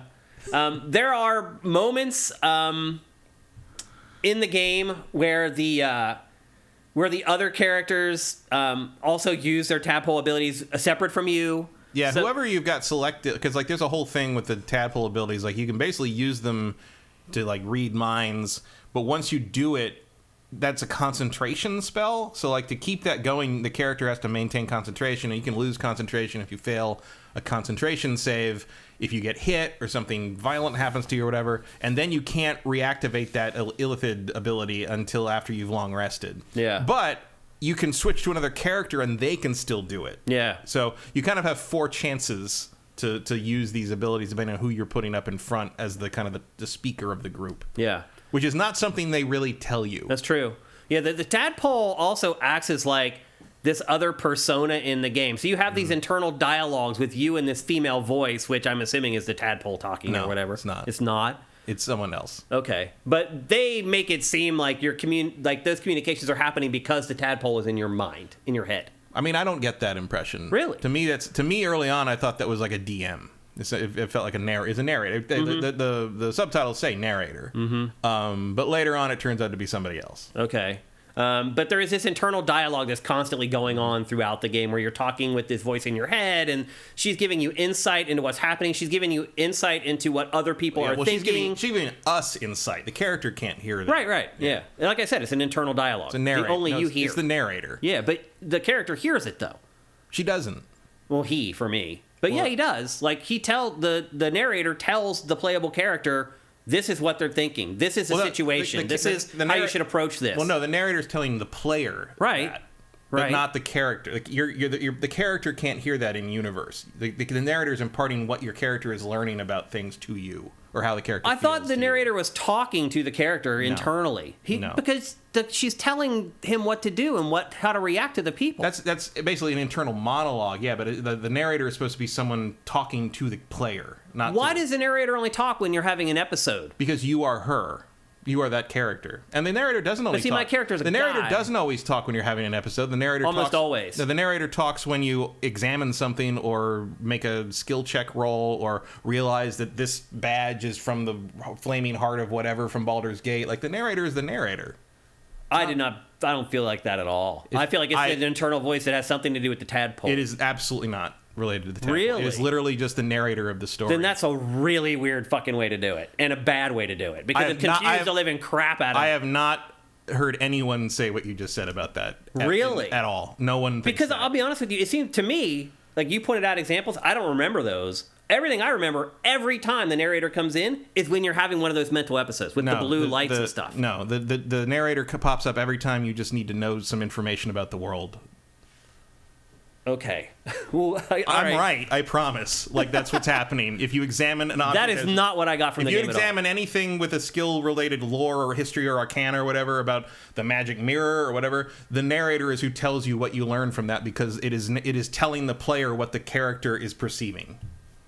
And one of the things the character perceives is the pain or whatever from the tadpole in their head, so it is telling you what it feels like. That's the purpose. It's the DM, basically. Weird. But there is an in-universe sort of revelation about that later. Maybe you're not, but because you haven't long rested enough. No. That's it. It's a dream thing. It's a dream. There's a dream explanation for something that happens to have the same voice. Oh. Well, I don't know if it's supposed to literally be connected or not, but I think it's thematically. I have only slept twice in this whole game, and I did not even realize until I slept the first time that was the only way you get your skills back, your spells back. Yeah, that's how you get all your abilities back. I didn't know that until I slept the first time, and I was like, holy crap. Well, some stuff like comes back from a short rest, but for unless you're a warlock, you only get spell slots back by long resting. Yeah. Which is annoying. And that is a pro tip, people. Like, I struggled through long parts of this game fighting without spells because I didn't realize the only way. I thought like they were on cooldowns and like eventually they'd come back, and they just never did.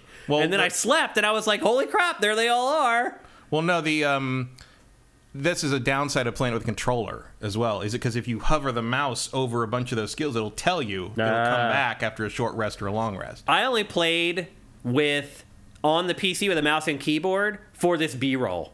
So the first hour of the game or so, I played with a mouse and keyboard. I played the rest of this game on my couch with my Steam Link with a controller. And for the most part, it works fine. But there are some very specific things like that are a problem on a controller. Also, targeting things. Like there's a scene early in the game where a potential party member is trapped in a cage hanging from a rope. And I was playing with a controller, and like if I had played with a mouse and keyboard for that section of the game, it would have highlighted that I had to shoot the bottom of her cage to get her out. No, it wouldn't have, because I'm playing with a mouse and it didn't either. Oh, I only found that by passing my mouse over it in a tiny, like, 3-pixel section highlighted as the floor, and I'm like, oh, I can just shoot that. But then I was the camera in this game blows. It absolutely, like, I can't rotate it down enough to look at what I want to. I have to constantly move it around, like, see the thing I want to aim at. Like, I don't like how that works. With the controller, you can, with the right stick, you can only control panning of the camera right and left. You can't control it up and down. If you go up or down on the right stick, it pulls in and out. Which does, like, if you're closer in, you can see up more, and further back, it points down more. But there is no way to really look around. I could never look at the bottom of the cage, and so I just left, and then she disappeared. So I lost the entire opportunity to add that character to my party. My guess is she will show up later. Maybe. Or maybe she's pissed off and she's like, wants to kill me. She's always pissed off. that character is always... But literally, mad. maybe she tries to assassinate me later because I didn't help her out of the cage. Like, who knows? But that was a problem that arose only because I was playing the game with a controller. And I had stopped playing with the mouse and keyboard. So there are some caveats to playing this game with a controller, though, for the most part, it does play fine. And when you play with a controller, instead of having this, like, kind of top-down isometric look like Diablo...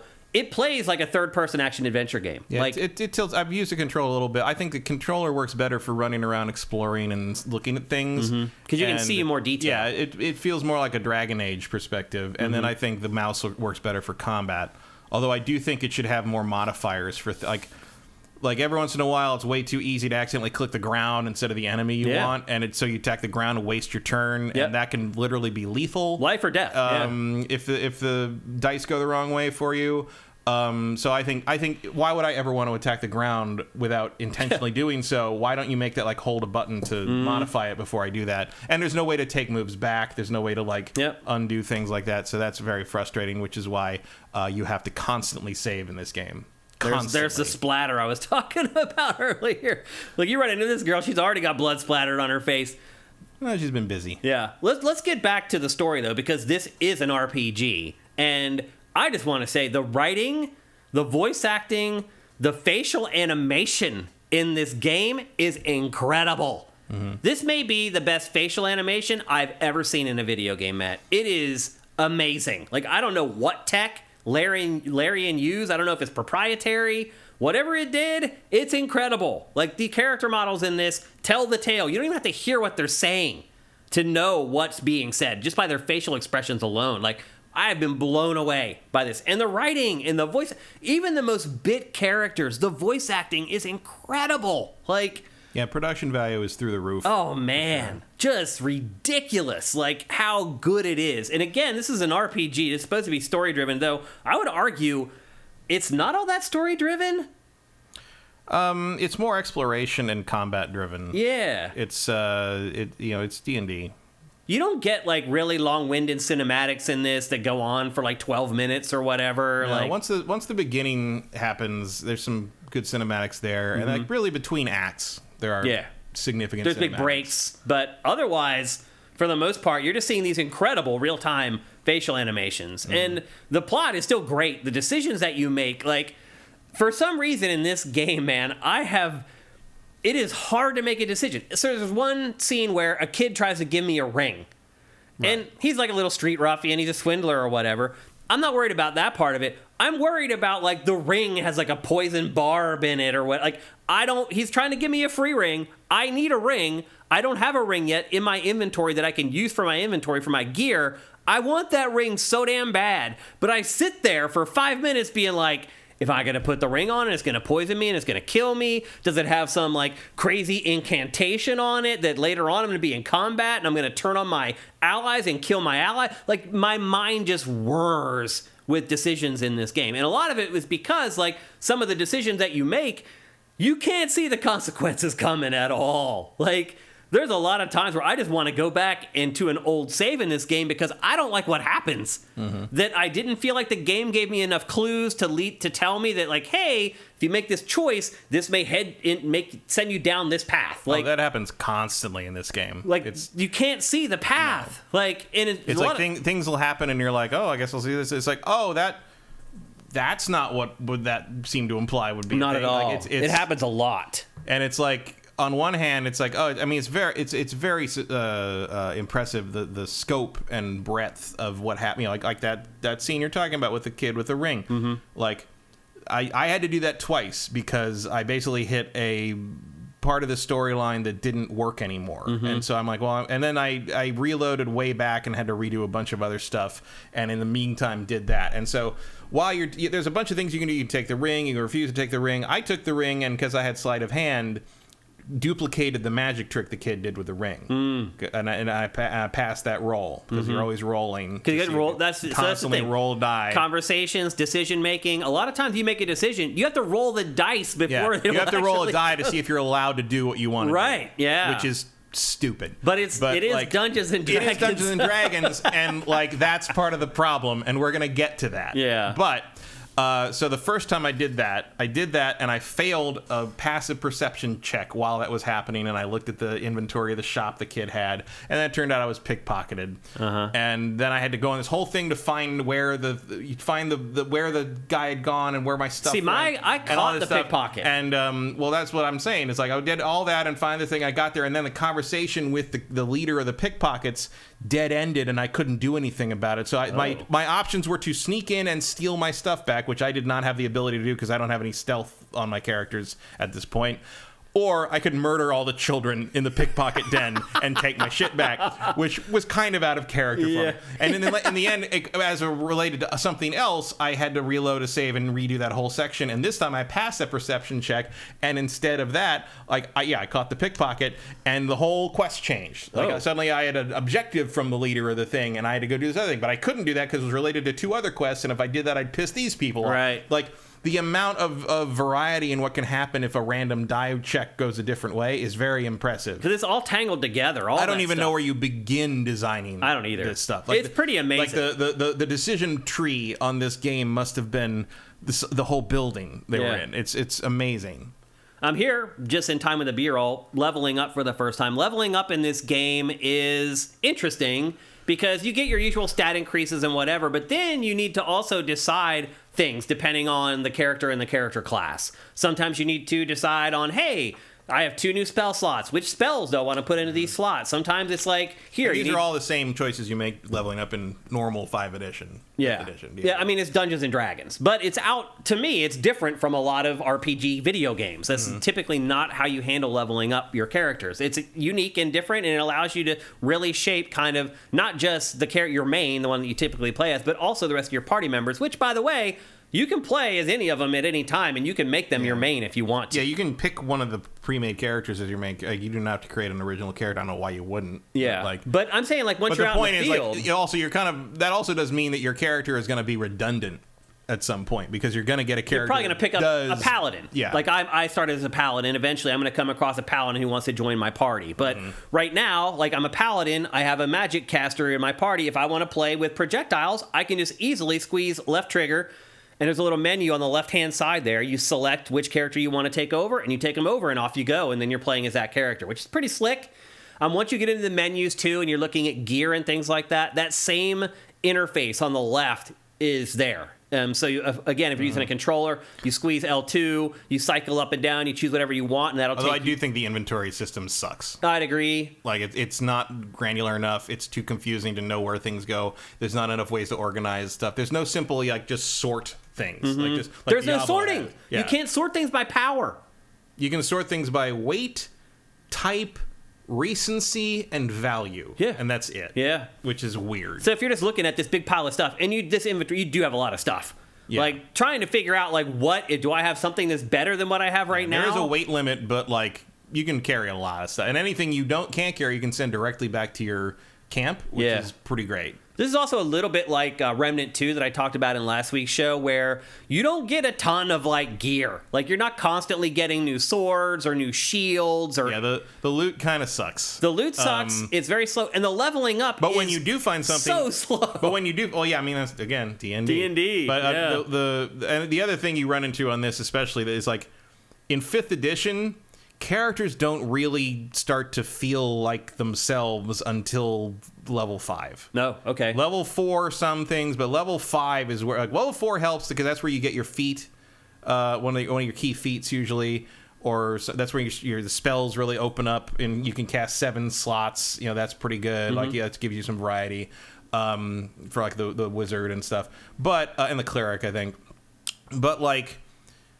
Level 5 is where, like when if you're a ranger, level 5 is where you get your double attack, where you can attack twice in a round, which is amazing. It takes a long time to get to level 5 in this game. Level 5 is a distant goal when you start thinking, but it's like you got to get there because that level 5 is basically where if you're playing the pen and paper game, you're basically like once you're at level 5, your character's level 5, you can start doing the real shit. Yeah. Levels 5 through 12 are sort of the sweet spot of 5th edition D&D, and in fact, a lot of DMs will start you with a 5th level character just to skip the bullshit. Yeah.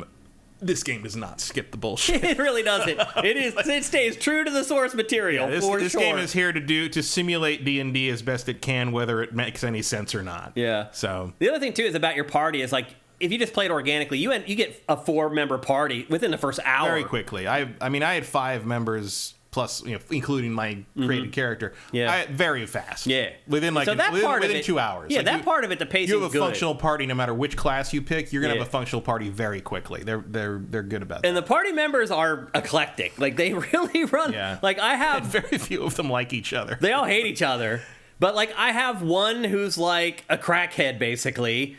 You have to keep feeding him magical items to stay alive. Right. So every time you get like a relic, he's a high-end crackhead. Yeah, he's high maintenance. Very, is what very, he is. Yeah, very expensive. Because the stuff you have to give him, it costs a lot of. It's worth a lot of money. Like and you don't find that stuff too often. Yeah, because here's the thing: I didn't have a helm.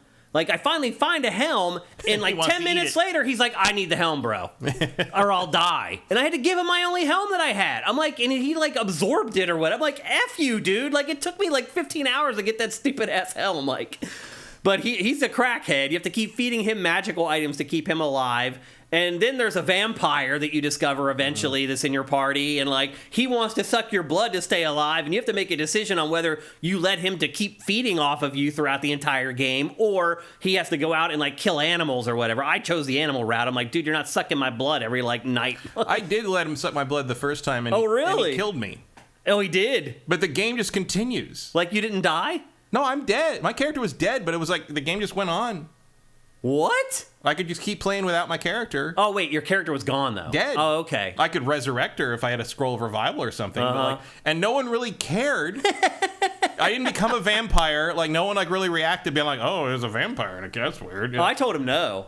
I was like, no. You tell him no, and like he just kills a deer or a hog. I think you find the dead animal later. Well, he cries about it. Yeah, he's not happy about it, but I don't like him anyway, so I don't care. Yeah. He's not very. You're also free. You're also free to just kill him if you want. Like you can kill. He's a vampire. You can do whatever you want. Yeah. One of the options is kill him. Like you can totally kill him and fight him and kill him if you want to. Like, and that's where this game I think is awesome. Like, I've not played enough of it yet to know whether all this stuff is going to pay off. But if even half of it does, holy crap! Because to your point earlier, it's like the tendrils of like these other quests overlapping with a quest that you're on, and like how the dominoes are going to fall, and that's going to affect. It's like, again, like every decision I make in this, it's like my mind just goes into like overdrive and steam comes out of my ears. Because I'm like, what is this going to impact on down the road? And eventually I just have to give up. I'm just like, you know what? Screw it. Right. Like, at a certain point, you just have to kind of like go through, do your best, play your character as best you think that character would behave, and hope that it turns out. Except that there's 4 million D20 rolls between you and playing your character the way you want to play them. Yeah. Which is the biggest problem for the game. Yep. Because there's not really freedom in this game so much as there's random. Yeah. And there's a lot of random in this. And I have reloaded a save. I have probably loaded saves on this game more than the last 4 RPGs I've played combined. Me too. And I save all You the have time. to. The autosaves are not sufficient in this. Oh, I got burned. My manual save got corrupted. I lost like 4 hours of progress on my manual save. Yeah.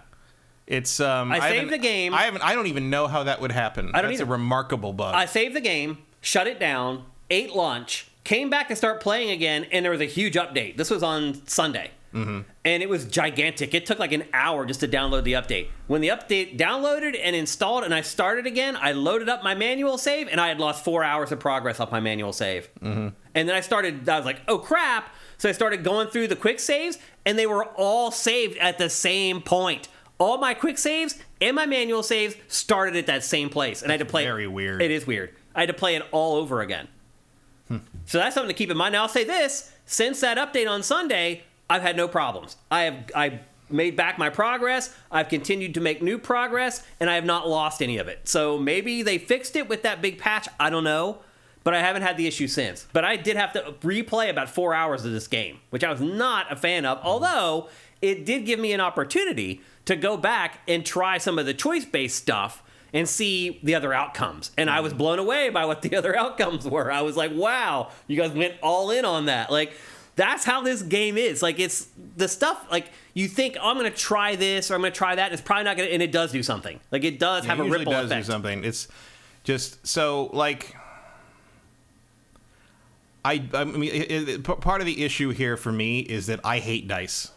I hate dice with no mitigation factor. Yeah. I hate randomness when it comes to trying to role play something. Vincent's asking if we're playing with karmic rolls on. Of course I am. What do you think I am, a rookie? What does that mean? That means that theoretically, it's an option you check in the game, in the options, that theoretically makes it so the dice won't roll bad for you repeatedly. Oh, I don't think I turned that on or off. If you've rolled bad thing, it's on by default. Okay. If you roll things bad, it won't. That's not true. It's supposed to replicate the DM, I guess. Sort of, yeah. But I have had my character miss 9 times in a row in combat. I critically miss in this game more often than everyone else in the game, including the enemy's critical hits. Oh, I've missed at least double the amount that I've landed a critical hit. At least double. It's remarkably dumb. But here's the thing, Matt. It is D&D. It is, and that's the problem. Yeah. So the problem here for me is that, like, this applies to combat, it applies to the skill checks with, like, dialogue and stuff. I'm trying to role play this character. I shouldn't have to roll a die to see if I know an arcana thing that's my specialization, and then I just don't. And the problem is, if you're playing a tabletop D&D, the DM, especially in modern Dungeons and Dragons, is going to either fudge that a little bit or still give you kind of the tidbit from the failed roll that you maybe need to kind of figure things out differently. Mm-hmm. This game feels like it gates things out much more directly because it's a computer. It doesn't have the ability to really do. It has no feelings. To me, playing this game is like playing a really good D&D module with the biggest asshole rules lawyer DM you've ever met, and it breaks the fun of it. Yeah, I'll be honest with you. So I'll just say it right now. I don't like this game very much. Yeah, I'm surprised by that. This is one of the biggest disappointments I've ever had in a video game.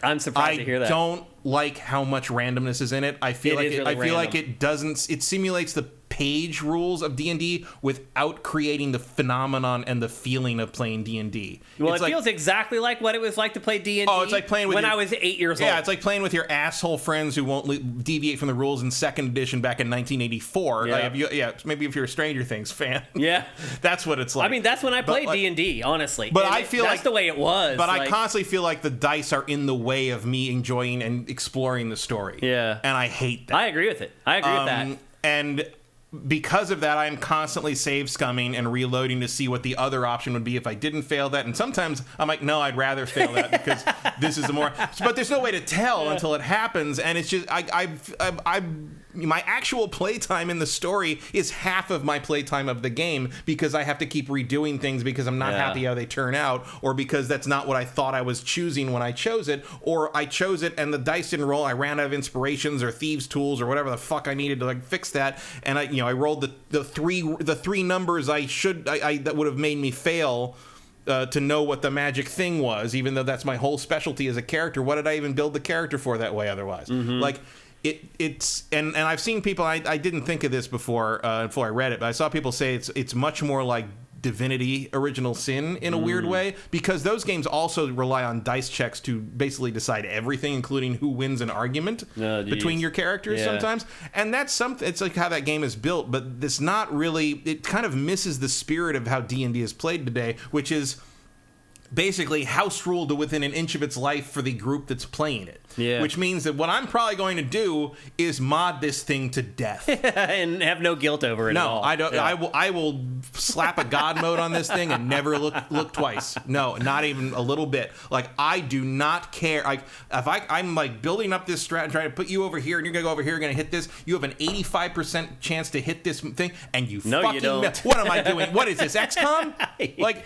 because XCOM is less frustrating than this. I would argue that the combat should be more like XCOM and less like this game. It took me 4 hours to save scum my way out of a goblin stronghold at one point, because I had no choice. I'd run out of like options to convince someone. The last save was 2 hours ago. Yep. And like I was just like, I don't know what else to do, so I'm just going to keep reloading the save until I win the fight. I got caught in a save loop. A battle started. I did not realize that it was going to be impossible, and I saved as soon as the battle started. And as it turns out, I had no chance of winning the battle at all, and I couldn't run away because you cannot run away in this game. Meaning there's no like option that you can select and click to run away from a battle. You can try to run out of the battle area. That has worked for me like once. Yeah, like, I tried that once because I was in a dungeon, and at the end of the dungeon, suddenly 3 enemies double my party's level showed up, and you can't fight that. Yeah. So and they even popped up a thing that said like you can run, like you can get out of the area and escape the enemies if you need to flee. So everybody ran for the ladder at the like 2 rooms up. They're getting hit in the back the whole time. And I get 3 guys up the ladder, and the last character doesn't quite have enough action points to get or movement point to get up the ladder to interact with the ladder, and she gets hit twice, goes down, gets hit a 3rd time, and dies. Yeah. Dead. Like, and I can't send anybody back. So I just reloaded at the beginning, because the last save was at the beginning of the dungeon. I was trapped, though. My manual save was in that battle. Yeah, it's not very good. There's quirky stuff like that happens. And, like, it's interesting to me that, because I'm going to be interested to see, especially when it hits console, how many people are going to be like super excited and buy this thing and not realize what it is. Yeah. Because this ain't Dragon Age. It's D&D. It's D&D. Like, for better all or the worse. good and bad. Yeah, exactly. For all the better and worse. It took me back. It's D&D with no mercy is what it is. But that's how when I played D&D. Right. So but that's why D&D is popular now. Because people stopped playing it like that. Right. Well, that's why I stopped playing it. I played D&D from like 8 to like 10 or 11. And then I got sick of it. Like, you're right. Like, if you have a jerk dungeon master who has a grudge against you, maybe you beat him in basketball yesterday. Seriously, I mean, when you're 8 years old, that's the type of stuff that determines whether people treat you like crap. So I would beat some guy in basketball. The next day, I'm sitting at his table playing D&D, and he's like, nope, here's this demon-esque princess with 9 million points, and she looks at you, and you die, and your character is dead forever. Like, I got tired of that crap. Or just the rolls. Like, oh my god, I only need to roll a 5 or higher, and I roll a 3. And my character's dead. This character that I've been building for, 2 years, and I drew the crest for, and, like, had this tattered piece of paper that I carried to my friend's house every weekend to play. Like, this game took me back to all of that. And for a moment, it was awesome. To just be taken back to that moment in time when you're a child and you're so innocent, and like for a moment I was sitting at that table with my friends Scott Simpson and Darren Haddix, all the people I played D&D with, and then the game kept going and the nostalgia wore off, and I'm like, this is just the way this game is. And then it reminded me of why I quit playing D&D when I was 10 or 11 years old and never went back. I'll say this, Matt, hearing from you that it has evolved over time and DMs have learned to be human beings. Oh yeah, it actually attracts me to kind of think about playing it again. Like, and 5e is a very different experience. It's much less. I mean, 5e is more forgiving, even more than. I mean, there's no THAC0, there's no any of that weird shit. But it's all centered on the D20. Obviously, the D20 is called the D20 system for a reason. But again, most DMs are not going to make you roll a D20 for every single conversation choice you make with any. It's overkill. Like, you got to do it. You do it for like big stuff or things. But otherwise, you sort of let it ride. And this game doesn't do that. And I think it goes too far with it. Yeah, the dice pop up all the time. Like, I'll say one thing. And you can only hold 4 inspiration, which are your re-rolls. So it's like. I noticed one of the first mods that went up for this game is something that removes the inspiration limit, because that's the first thing everybody they want to be able. Because every time, basically, inspirations are things where if you do something that makes your different character classes happy, or like, you know, fits their character class really well, you'll get an inspiration for, like, you know, doing something soldier-like, or like that kind of, if you're a soldier, if you're doing something, like my character has a noble background, so if I do something that is something like a noble would do, although it's funny because, like, a lot of times it's like, oh, you are magnanimous, but it's like, really, like, shouldn't it be like if you're an asshole to a peasant? Yeah. It's like, that's not what happens. Yeah. So you get an inspiration, which lets you re-roll a d20 check. Okay. But, like, which is another thing it doesn't really explain to you very well. Yeah, I mean, there's a lot of stuff it doesn't explain. It simulates D&D's 5th edition rules very well, but it does not explain them very well. And I feel like if you don't... you do not need to play Baldur's Gate 1 and 2 to understand this game at all. Like, it takes place 100 years after Baldur's Gate 2. It's a standalone story. It has nothing to do with anything. Yeah. You're fine. There's an argument to be made. It shouldn't even be called Baldur's Gate 3. But again, you want to call Baldur's Gate 3 because... For obvious reasons. Yeah, it has cachet, because 1 and 2 are considered 2 of the best games in the genre. But, like, if you don't know D&D 5th edition, you're going to struggle in some places because it really seems to assume you know some things. Yeah. Which is weird, because... I'm sure there's a lot of crossover. I do know 5th edition pretty well, but even in this, I'm just like, oh, we never played with it like that. There's a lot of stuff that we just like didn't use because it's annoying. Yeah. Thank God it doesn't use limited arrows. Yeah. There are some other quirks too about this. Like, some of the autosaves are kind of brutal, man. Like, if you die... Oh, you better be quick saving constantly. You got to go way back sometimes. And I'll tell you that, like, the autosaves are not... reliable. Sufficient. Yeah. Like, hard saves, quick saves, constant. Every time, before you do anything, basically. Yeah. Especially before you have a fight. It does tend to autosave before a big fight. Like, although that's kind of a spoiler, because sometimes you see it autosave and like, well, I guess something's going to happen. You know? Yeah. If it was autosaving constantly, it would be a little less issue. But all the other thing I'll say is, like, when this PS5 version comes out, I hope they're leveraging that hard drive, that solid state drive, because the load times on this are going to be a nightmare if you're playing this on console and it's not up to snuff. Yeah, there was one time that No wonder this requires an SSD. Yeah. There was one time where I went, although I'm playing it on a mechanical hard drive with very You're having a pretty decent performance time with a very dated old rig. Yeah. It's amazing what this game does with my rig. Like, this B-roll is my rig. That's a good point. If you're looking at this for PC and you're like, oh, my computer's too old, but it probably isn't too old. No, all this B-roll is running on my old computer that I built when I launched Sifted like 7 or 8 years ago. Yeah, this is like a Witcher 3 era PC. And I went and looked at Matt's PC today when I got here to see how much better it looked, and it does look better. And he has state-of-the-art bleeding edge rig. But not that much better. This game looks and runs great on almost any rig. Kevin Roth is asking a good question. How are the dice rolls different than Disco Elysium? The dice rolls in Disco Elysium are not success and failure so much as they are different takes on the same thing. Shades. Failing a roll in Disco Elysium is entertaining because it goes a direction you didn't expect, and it's all driven by that. Here you just die. Here you just don't get to do what you want to do. Right? Yeah. At Disco Elysium, you might fail some check, and like you say something like, "Are you crazy? We're not going to do that." And you're like, "But I am a superstar." And like that, it builds to this like thing that's the entertainment section of the game. Yeah. Whereas if you fail a check like that in this, sometimes it's like I don't believe that. You're not coming in here. Yeah. And that's it. And you're like, now what? Because I can't pick the other options now. And so I guess I got to go find another way in. And it's just like, why don't you just let me fucking say what I want the character to say? And there's a couple of people I showed this to. They're like, it's weird that the character doesn't talk. Yeah, silent. She has. I mean, she talks when you look at things. She's a little like combat, but in the dialogue in conversations, they don't say anything. Doesn't talk. Yeah, and I notice eventually I'm like, oh, it's because when you fail like a lore check for like an Arcana conversation thing. Otherwise, they'd have to make up your character saying something incredibly stupid that doesn't convince someone. So you have to imagine in your head that this dialogue that's all driven by dice stuff that's why you can do that in a BioWare game, because it's just like you either can or cannot say this thing based on your skill already. Yeah. Whereas this how would you every single dialogue choice involving this would have to then... Well, look, I failed there. You failed that, yeah. All I needed was a 7. I saw some... So that guy in that portal is actually important. I saw somebody who didn't manage to succeed to pull it out for like 40 hours. Really? Like, he didn't get that character till like he was like... Wow. He was like level 10 or something. Oh my God. That's crazy. So that's why I think the character you missed in the cage is probably out there somewhere and will join you eventually at some point, because... They do tend to just make it see like it'd be like in that kind of important stuff like that, but like little dialogue choices. I'm like, my character would know that. Well, look, they make me roll. They let me roll again, but they bump the number up I need to hit, and this time I hit it no problem. Yeah. This is you're seeing right now the randomness that we're talking about with this game. But I'm lucky that they let me try it again. Oh here. yeah, and I do not find that entertaining. Yeah, it's just all luck. Also, the die roll, there's no way to speed that dice roll up. Nope. Just so you know.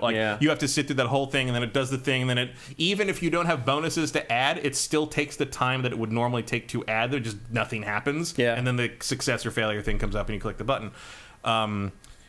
Presentation in this game early on, you're awesome. like, oh wow, that's really cool that's a way that you're simulating that, because that's how D&D works. And like 5 hours in, you're like, okay, it's enough. Like, this happens way too much. Yeah. Like, way too much of what happens in the game and in the story is determined by random digital dice rolls. Which, again, I don't trust digital dice at all. Yeah, because why they're would not you? real. Like, why would you? Like, if you were, I would trust more if you had a webcam and I rolled an actual D20, like, right. and then it like told me, like, yeah.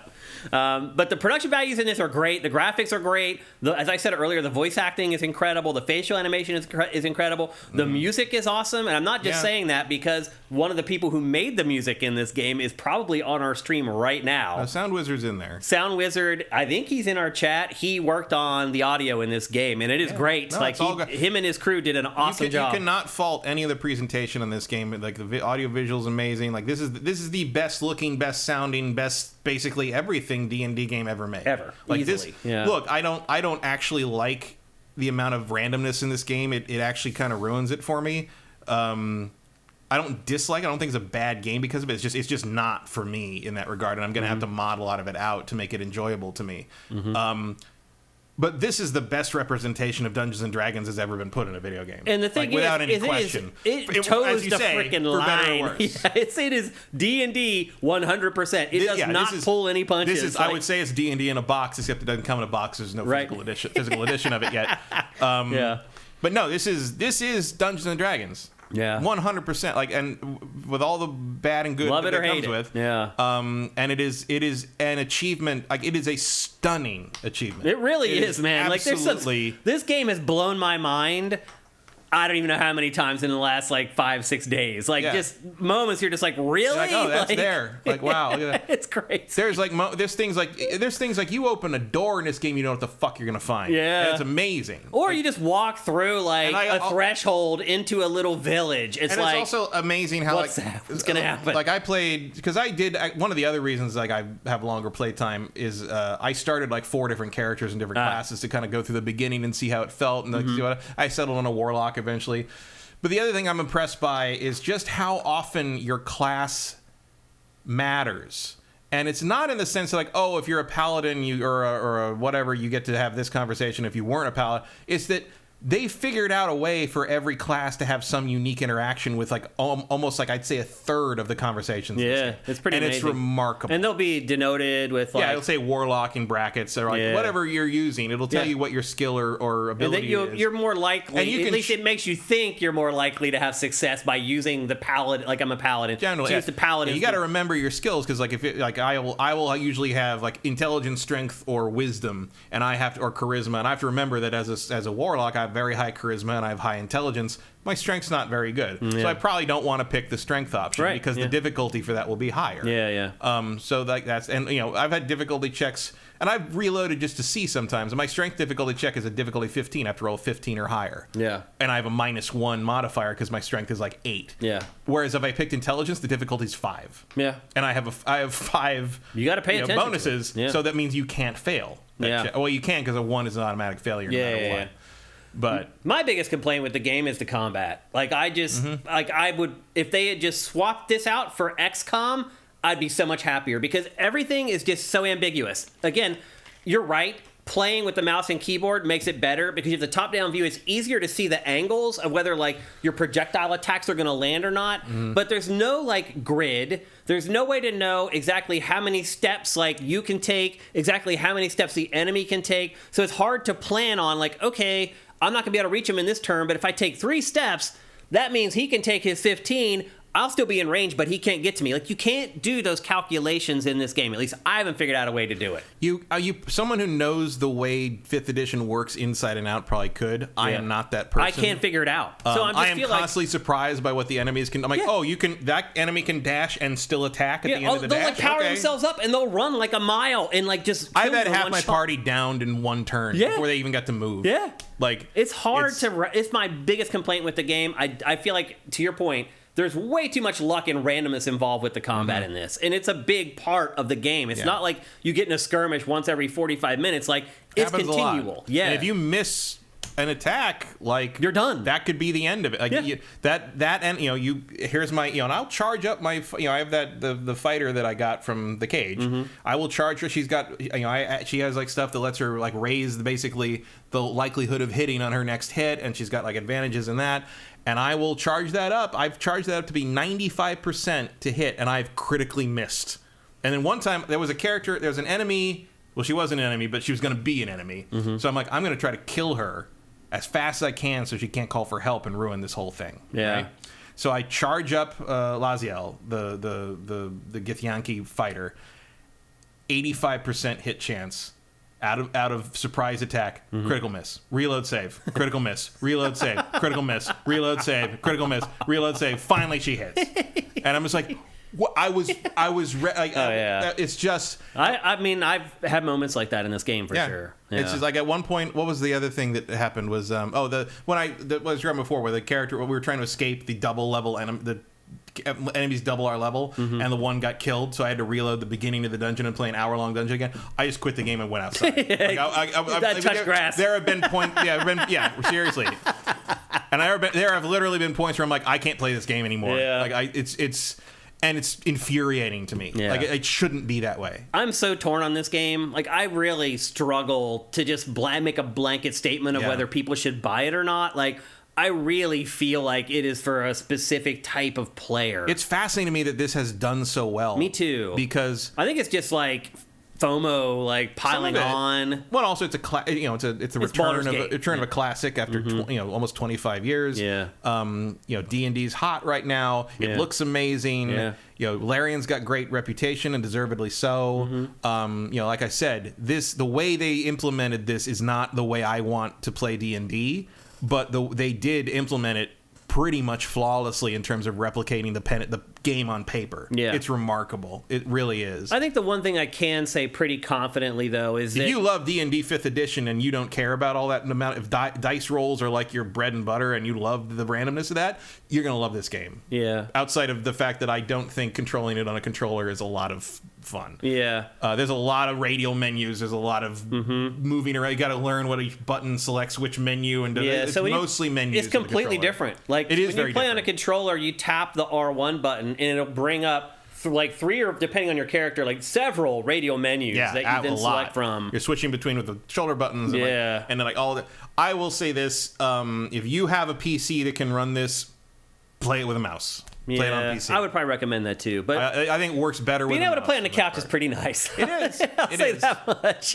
But there's a lot of people who run an HDMI cable all the way from their PC out to their TV in the living room. That's a good way to play it too. But then you need the mouse and the keyboard like on your lap, which I'm guessing if people do that, they probably have that set up anyway. So what I was getting at though is that like right now I think its Metacritic is like 95 or something. Like I struggle. It's only like 11 reviews or 6 reviews.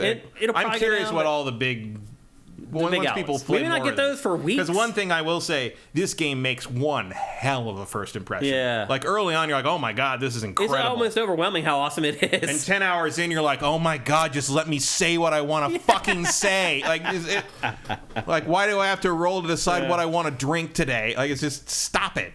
Barry Lomax, my PC is my living room, LLO, connected to my TV. I know a lot of you guys are that way. You have your PCs rigged up so you can play out on your couch, which is the way to do it. I mean, it's great for your fantasy team, one way or the other. Well, what I'm getting at is that it's hard for me to recommend this game to somebody one way or the other without knowing them personally. But one thing I can say with a fair level of conviction is that I would probably not give this game a 95. No, I wouldn't definitely I think that, to me, that score is higher than what I would give it. At least from what I've played so far. This is in like an 8.5 for me right now. Yeah, I mean, it's around a 9 for me, I would say. And then I think it goes up or down depending on your perspective or on someone else. Some other people may love that rigid D&D stuff. Oh yeah, there's some. I mean, yeah. Here's the thing, like it's because, like I said, the achievement and the scope and the breadth and the presentation, it's all phenomenal. It really it's is stunning. Yeah. But if you strip all that away, the game that's like the combat game and the conversation game that's left is kind of mediocre. Part. Yeah, I'd agree. Because, hot take, D&D is kind of a mediocre game system. It is. And it is popular and it works and it's fun because of who you play with and who is running the game. The dungeon master. The rules are there as they're mostly guidelines, as they say in the pirate world. But in this game, word is bond. Word is bond. Yeah, exactly. It's like the letter of the law. So all I'm saying is you better be ready. That's again my PC recommendation. You better be ready to play to the letter of the D&D law, or mod this thing within an inch of its life, which is exactly what people do in real life with actual tabletop games of D&D. That's true. Because house ruling is life. Yeah. So that would be my recommendation. Like, this entirely is going to come down to how annoyed by randomness you are. And I will admit that in the last 3 or 4 years, getting more and more into board games, my tolerance for randomness has gotten lower and lower. I think that's just called getting older. Some of it, but also rolling dice to do random things in board games is considered archaic and frowned upon. Yeah, like good luck finding a modern board game where you roll a die to see how many spaces you move. Like D&D. Yeah. So there's always a way to mitigate. There's always a way to change. And D&D has some of that with the inspiration system and the bonuses. You can choose what's best for you in terms of, like, okay, I'm going to pick wisdom or charisma because I'm very high in that. I got bonuses on it. But, like, it can only help you so much. If you roll 1, you fail, whether it makes any sense or not. Yeah. And that's when you reload. Yep. And if you're willing to save scum your way through this stuff, if that stuff bothers you, fine. But to me, that breaks immersion and makes me feel like I can't just go around and see how things unfold. I hate it. Because I'm constantly dealing with a menu. I hate having in the back of my mind that my save could be wiped. I need constantly having to worry about, what's going to happen? Am I going to stumble into this village and get attacked by a bunch of goblins? They're going to kill me? I better save, because you just never know. Like, I don't like that at all. Yeah. Like, I just want to enjoy the game. And again, if I would enjoy, because the one thing they did that I do think is great, there's no real mention of alignment in this game. No, you're right. Like moral alignment. Neutral good. And there is no way to know. You can figure it out. Obviously, the vampire is probably chaotic evil, right? The goblins are not good people, right? But there's no like meter that pops up like in a BioWare game to tell you like, oh, you sided with a goblin, you get +4 bad mean person points. Like none of that's there. It lets you sort of make your own decisions in that, and that's great. Like because that system is one of all the things they threw out from D&D. It's that, although that is on the wane. Like using that system is on the wane now. The other thing I think they did a great job with is. There's been like a lot of controversy, not a lot of controversy, but there's been a discussion in the D&D community about the idea of orcs and goblins and things like that just being like general bad guys and like they're not treated as like actual civilizations or races or whatever. Right. And in this game, where there's good or bad in each of but those, in this game they are like you can have long conversations with ogres and goblins and bugbears and they'll explain things to you and their reasoning and and like they're obviously different and some of them are evil and a lot of them are dangerous, but like they do a good job of making like all these weird worlds live alongside each other in Faerun, and it's again the best depiction of that I've ever seen in a video game. It's remarkably good. It's just there's this barrier of randomness that I just can't get past, because the only way to get past it is to constantly reload shit, but that also breaks it for me because I'd rather just go through and live the game. I'd rather just play the game, but I don't feel like I can, because even when I try to do that, like some die roll fails and I'm locked out of this thing and I'm like, well, that was what I wanted to do. Like now I can't. Now you can't. And like there's people that would say, well, that's just part of D&D. Well, fuck that part. It is, but that doesn't mean you have to like it. No, and a human dungeon master would be able to sort of mitigate that and still find a way for you to creatively get around that, which is part of the fun of D&D. Is like, well, can I use my athletics to hop over this and flip that table and then use my ice beam to freeze the table so the fire is resisted and I can heal the guy behind it. And the dungeon master will be like, make a athletics roll and then this roll, and if you pass it, great.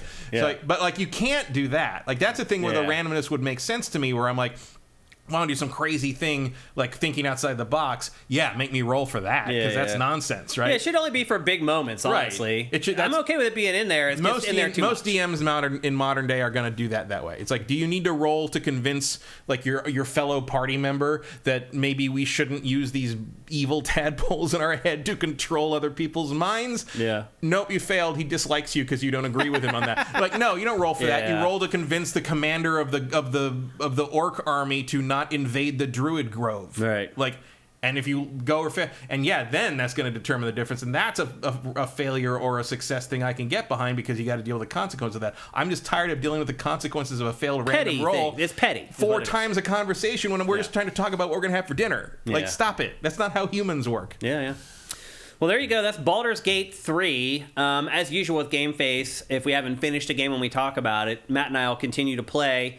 If we have any revelations or things that change our opinion, we'll be sure to come back on episode 354 and update you guys on that stuff. But that's where we're feeling right now with Baldur's Gate 3. It is the rare game where I can't just say when we're done discussing it that you give it a thumbs up and I give it a thumbs down, or we both give it a thumbs up. No. Plus, the other problem is, like, we're like, what, 10% in? Right. Like, IGN just said it took them 50 hours to get to Act 2 or something. And that's the other thing. If you do play this, there's a part you go to a place that's called like a mountain pass, I think, and it pops up a thing that says like, "Careful, you're about to go into the next part of the game," and it feels like it's warning you you're about to go into Act 2. You are not. You're just Act 2 is a long way away from that. What it's saying there in very poorly communicated way is that you're about to enter an area where the enemies are going to get more powerful. Yeah. So what you want to make sure you're level 5 before you go past that warning. Yeah. I don't know why it doesn't just say that, but that's a thing to know, is like that you're not going to lose out on content. You're not going to, but that is a warning that like if you're not at level 5, you should go back and do more stuff in the beginning area. Yeah. That was a thing that I was surprised that like they never really changed before. Okay, let's check in with you guys. As I said when the show started, this is back and forth on this game. We want to have a symbiotic conversation about it, so I want to see what you guys are saying. Eve Demon, you two aren't finishing this game. It's 100 hours plus. Probably not, but we can play a lot more of it. That's for sure. I will play this probably until Armored Core comes out. Yeah. El Guapo says, I think the last time Shane hit 100 hours was Persona 5, and I think he's done. Yeah, I mean, once I've played a game 50 or 60 hours, I think I have a pretty good grasp on it at that point. It has to be really good to drag me along for another like 40 hours. IGN just put up a review update, and it started Act 2 after 55 hours. So there you go. Sounds about right, especially if you go through. So there's a couple different ways you can get to where Act 2 starts, and it's not nothing. Yeah. Like, this game is huge. He says Cenat says you guys need to use quick saves more often. We do. I use quick saves all the time. It's annoying how often we use it. That's the point that we're making. The thing where I lost all the progress in that dungeon is what taught me to use quick saves all the time, but I don't like to use quick saves all the time because then I'm thinking about quick saving and not about the fucking game. Yeah. Like, that's my problem, is like, I want to just play the game. Like, I don't want to have to constantly reload because some random thing happened in a fight and I missed one attack, and because of that enemy was still alive and killed someone, and now I can't win the fight anymore. Yeah. That's the problem. Yeah. Like, it's too random. And it's random in a way that I don't feel like combat in actual tabletop D&D is. Okay. Anymore. I have never felt as frustrated in tabletop D&D as I have during this game. Yeah. JM Rain, how is the story? The early story, is it captivating? No, I thought it was actually boring at points. It's a slow burn. I wouldn't call it boring, but I do think you don't really know what you need to do a fair amount early on. Like, there have been a couple points, even when there was a point early on when you have to go into a goblin camp, and you can work it out so like you can go in and you're not fighting. Like, you just go in and they're like, okay, come on in, whatever. And I got in the goblin camp and I realized I had no idea what I was supposed to do. I'm like, wait, I'm supposed to do like 3 things in this goblin camp, and I have no idea how to do any of them. And it became a whole it became a little more of a puzzle solving thing. There was one thing that happened that the way I figured out to do it actually turned out to be pretty funny. But yeah, it's very much go figure it out. It's not BioWare. It's not, the markers even on the map are like, here's the vague area where this is going to happen, but we're not going to tell you what you have to do. The other thing to know that I think is maybe counter to how most RPGs are done today. This is not a go through, check off all the journal like quests and like complete everything in an area and move on thing. No, because all these things are so interconnected that you're going to have to make a choice on how to complete something. That's going to like cause like 3 other things to complete themselves because you can no longer do anything with it. You've made your decision. Yeah. So don't treat... one thing that I think is important is to not treat this game like a checklist. Because... basically, that would be basically work your way forward. Big mistake. Work your way forward in terms of what the main quest is suggesting you do, and work your way forward in a way that your character think your character would. do. Role play. It does want you to role. That's one of the reasons I'm so frustrated by the randomness of the dice rolls. Is I do feel like it's encouraging me to behave as my character. It's but just sometimes it's like, oh no, your character can't do that because you rolled bad. Yeah. Someone in chat pointed out that you can click the dice a second time and it'll speed up the dice rolls. Oh, that's good. Yeah. And then AJ the Legend Watson asked, what's the gameplay loop like? That's the thing. There isn't one. Mm-hmm. There isn't a pattern that you fall into with this where you like go into a dungeon, finish the dungeon, collect all the loot, go back to home base, sell the loot that you don't want, keep the loot that you do. That isn't how this game works. It's more like, go here, talk to this. Now I need to realize go over. There's an ambush. Negotiate with the people that to not ambush me. Yeah. Go over here. Go and wander around the town. Found a letter in this thing. Pull a lever. Go find a secret journal. Find a secret hideout. Okay, found some interesting treasure I can't use. Maybe I should go back and do that. Okay, it opens up another secret door. This secret door. Oh, there's a lot of spider webs here. Oh, those spiders are 3 levels higher than me. I need to run. Get out. It's like that's how it plays. And there's no. You can't really predict what's going to happen, which is again good. Like that's good randomness. It's not randomness, it's design. But like you never quite know what's around the next corner, which is pretty. I mean, you can run into some shit that you would not think is going to happen, especially early in the game. You're like, oh yeah, I was like, what? There's just a okay, that's here. All right, sure. There's some moments that like everybody blew my go mind. the other way fast. Like like there's you can wander into areas that you're not ready for. Yeah. E. Steven said this is my current game of the year. Well, guess we'll see how Starfield is. Yeah. Yeah. Hey man, if Starfield's even close to as good as this, I'll be happy. Yeah, because the other parts of it you're gonna love no matter what. Yeah. So, yeah. And I will say this, like, other than seeing a couple characters in a T-pose and the problems that I have with saves, otherwise, code's pretty damn clean. Yeah, like for a game that's this big and sprawling. So big and so like coming in so hot as it seemed. Yeah. It took so long to get review code. Yeah, we didn't get the review code until it was out. So, but like. No, the fact this game is so clean. Yeah. Technically, it's ridiculous. It's amazing. Yeah. I mean, that's what a couple years of early access will do for you. But like, no, like if Starfield launches this clean, it will be the best launch Bethesda's ever done in its entire life. Yeah. It's just like Bethesda's praying that I just see a couple people in a T-pose. Like this is. I mean, like that's a win. Other than the save bug, which sounds like what you ran into, which is fixed now. Yeah. Although it sounds like the hot fix might have been what damaged your save because it was part of the bug. Yeah. No, this is one of the most solid technical releases of the year, particularly for a game like this. Oh yeah, like once you see how the web interconnects, you're like, how does this all work? I mean, like I said, there've been a couple quests like. One of them had a bug that I saw 2 years ago. I'm surprised they hadn't fixed, which makes me think maybe it's intentional, but that's weird. Yeah. There's places where like dialogue just doesn't seem to pop up the way it should, and then if you go do something else that is tangentially related that you may not know about when you first run into it, it will then open up more dialogue when you go back, but there's no real indicator that you should go back. Right. Yeah. It's like that. You're going to miss stuff. Yeah, but you're also going to stumble across some pretty cool stuff. Sometimes you're just going to have to be like, I don't know what to do here, and I'm going to walk away from it. And sometimes you'll run into something like, oh, I bet I can go back and do that now. And sometimes you'll just never go back again. Yeah, you'll never see it and that's okay. And that's all right. You know? Yep. So there you go. That's Baldur's Gate 3 again. It's a gigantic game. Matt and I have played 20-ish hours of it. There's still 80 more to go. So there is a chance that our opinions could change on it. And if that's the case, we'll come back and we'll talk about it again. All right, we're going to move on. Next up, we're going to talk about a gigantic event that happened this weekend. And really, at this point, Matt, the only esports that I pay any attention to whatsoever. You and a whole lot of other people. I know. I tried with all the other stuff. I'm even, or it used to be, like a big League of Legends player. I could never get into watching League of Legends esports. No. I figured out a long time ago that I really only enjoyed watching fighting game esports. And as time has gone on, the only tournament that I watch is the EVO. So this is like the weekend where Shane turns into like esports fan and really gets into it. And get into it, I did, Matt. I had a blast watching EVO this weekend. What were some of the highlights for you that really stick out in your mind? Well, it was nice to see Project L finally. Yeah, what exactly? Speaking of League of Legends. Riot's fighting game, which there had been like teases here and there. We had some screenshots here and there. We finally got to see it in motion. They put out a trailer for it.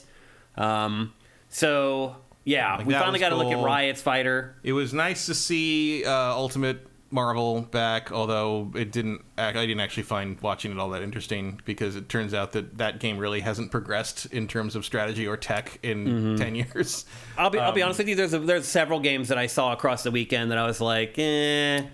Yeah, like King of Fighters 15. Like that game looks really primitive. Like the backgrounds are all like static and like it is a throwback, but it is the most popular fighting game in all of Latin America. And South America. Why is that?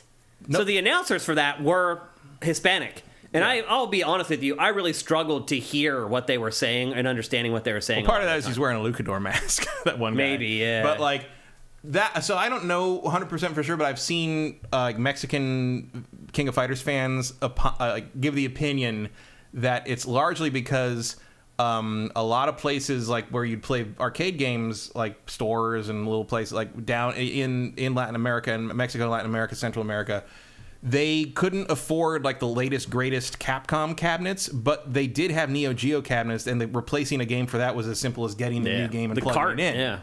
And so King of Fighters was a lot easier to keep up with and keep running in that area of the world. And so that was the thing that people played, and that's why they like it so much, because that's what they play. That makes sense. Yeah. So that was the theory that I've read. I don't know that for sure. I don't know anything about, like, I only found out that King of Fighters is the fighting game, like basically the official fighting game of Mexico, like 2 years ago. I could tell by watching the tournament live. Yeah. Like you could just see the crowd was a lot of Hispanic people in the crowd. The announcers were Hispanic. I think it was cool. I thought it was cool. I didn't realize why. I was like, what is going on here? Like, why is this happening? It's the Latino game. It's the Latino favorite. It's awesome. So, and it was cool that like finally, after all these years, finally they've brought in, that crowd and those announcers to come do, it's for them. It's for the people who love that game now. It's not, you don't have like, North America, you don't have American like announcers trying to like kind of keep up with things. You have the people that everybody know that watch that stream, and like there was a Spanish stream too, I think. Yeah. Just like there was a Japanese stream for a lot of the Japanese games. That was very cool. I admit, King of Fighters is not particularly interesting for me to watch. Yeah. But I'm very happy that it's the community is and the community great. is represented. That part of the community is represented there, because it hasn't been for a long time. What I really want to say about it's EVO, become a much more worldwide event. The other thing I really the other thing I really enjoyed was that the Street Fighter 6 final was between. It's only the second time it's ever happened. Neither player was from the United States or Japan. Yeah.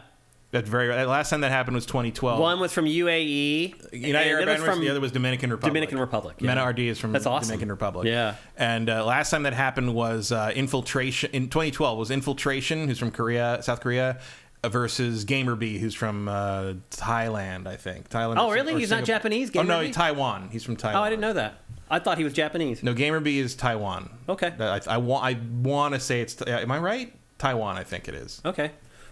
What really struck me about EVO 2023, and I've said this or felt this about EVO in the past, is that to me, EVO is the best of the industry. It is the industry putting its best foot forward. Like if now that they got that one guy out of there. Which guy? One of the organizers who was caught with child porn. Right. Now that's gone, and they've kind of revamped some things. I'm just saying, like outwardly, the presentation of it, the way the athletes treat each other, interact with each other, it makes our industry look awesome. Oh yeah, and like we need more stuff like this. Well, one of the problems about trying to replicate it is this is the only esports and only like competitive gaming community that came out of the arcades. Yeah, they came out of the arcade. They came out of a place where everybody gathered like intentionally and socially. And face to face, shoulder to shoulder. Yeah. If you didn't behave, you get your ass kicked. Literally, like I don't want to lean too far into the kind of the fallacy of like an armed society is the polite society thing. But like you had to mind your shit. Oh yeah, when you were playing because you had arcades. to answer face to face. There was no Xbox Live protecting your ass. But that also creates an atmosphere of respect where everybody does respect the fact that you show up and you drop that quarter in and you play face to face and you get better and like. like, Yeah. even back in the day with Street Fighter 2, the original Street Fighter 2 and all that stuff, like you would see other, like you'd win a match against someone that you'd gotten your ass beat by for weeks or months, and that guy would train. It's like, you got better, good work, man. Yeah, like you got me finally, and it's like, that was where this all comes from. That's where I come from, Matt. It doesn't come from like LAN shit or like playing online all the time, or like it's a different world, and it's also, as some of the others, because I noticed even when I started covering it in 2009 for XPlay, I was like, this, I noticed it's so diverse. Like, it's so it really diverse. is, man. And it's I awesome. asked a couple of the guys, like, why is it so diverse? Like, it's, not that it's a bad thing, obviously it's great, but like why? And the one guy said, because it costs $1/4 to play Street Fighter 2, and it costs like $200 to buy a Super Nintendo. Yeah. And that was the difference. Yeah. Like, you had a much wider audience that could come in and experience this, and that's one of the great things about the FGC. Watching EVO made me proud to be in this industry. And my wife sat and watched some of it with me, and she laughed at parts of it that she thought were, because, she doesn't care that much. So when people would get really into it, it was funny to her. Like, there was one part where, like, there was a crazy pivotal moment of the match, and the announcer was like, go, boop, boop, boop, boop, boop, boop. And, like, she kind of, like, perked up and looked over and, like, started laughing. But for the most part, like, she got into it. And because she likes the interaction between the competitors. She likes seeing sportsmanship and people shaking hands and giving each other hugs and, like... Yeah. And a lot of these guys have played against each other in many EVO times. for years. Yeah. Years and years. The one guy who won... what was it? The guy who won Ultimate Marvel 3...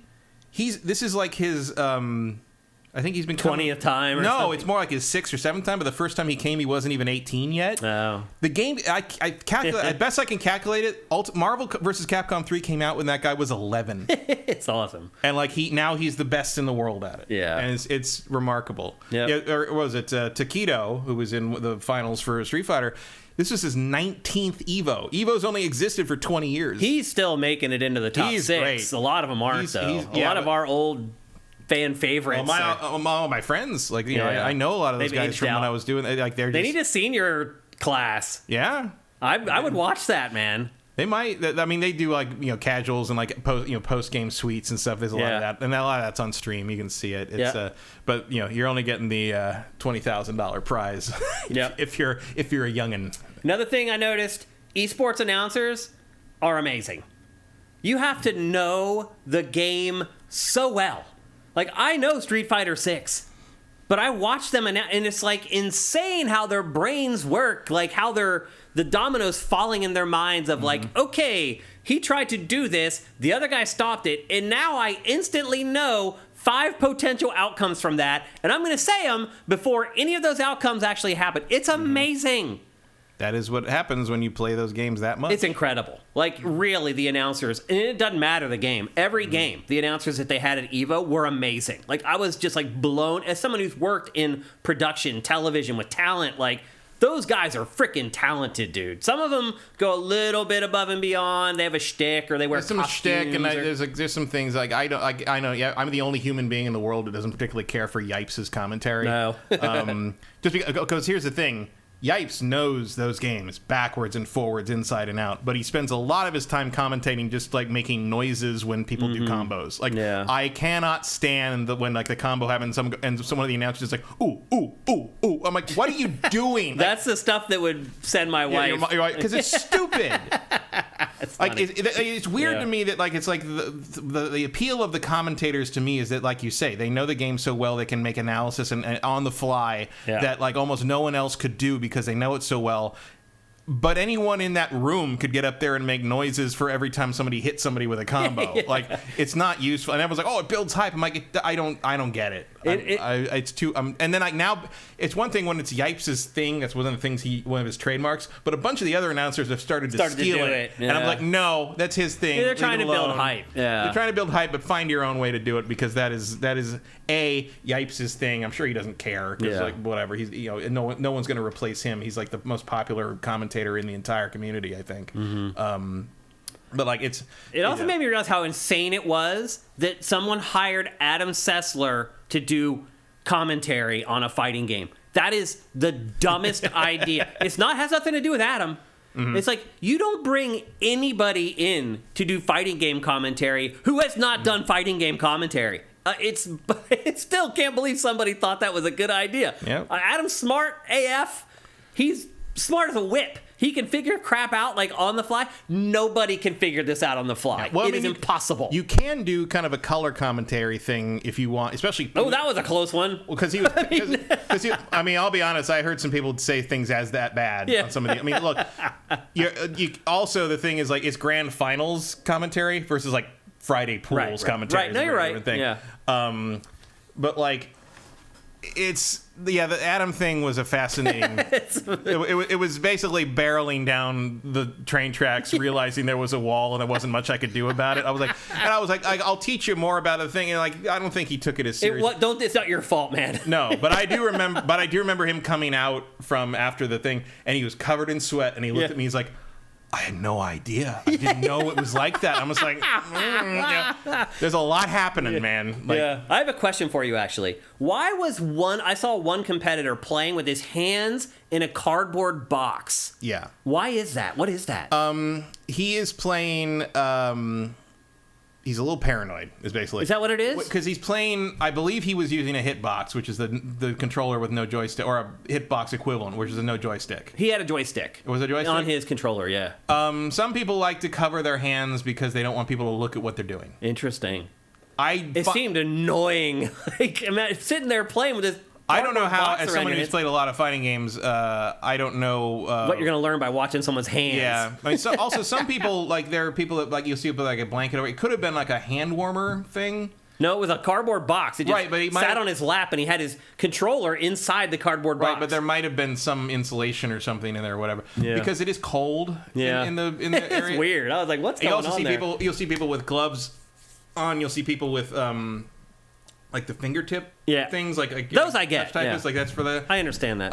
It depends. Like if and also sometimes it can sometimes be a warmer, can sometimes be true to keep them cool. Yeah. Because like if your hands sweat, that's a problem. Well, you'll notice that especially with the controller players, like they all wipe their hands. You wipe your hands off between rounds. I actually thought I wonder if I could make a pair of pants that had like suede just where they wipe their hands. Mm-hmm.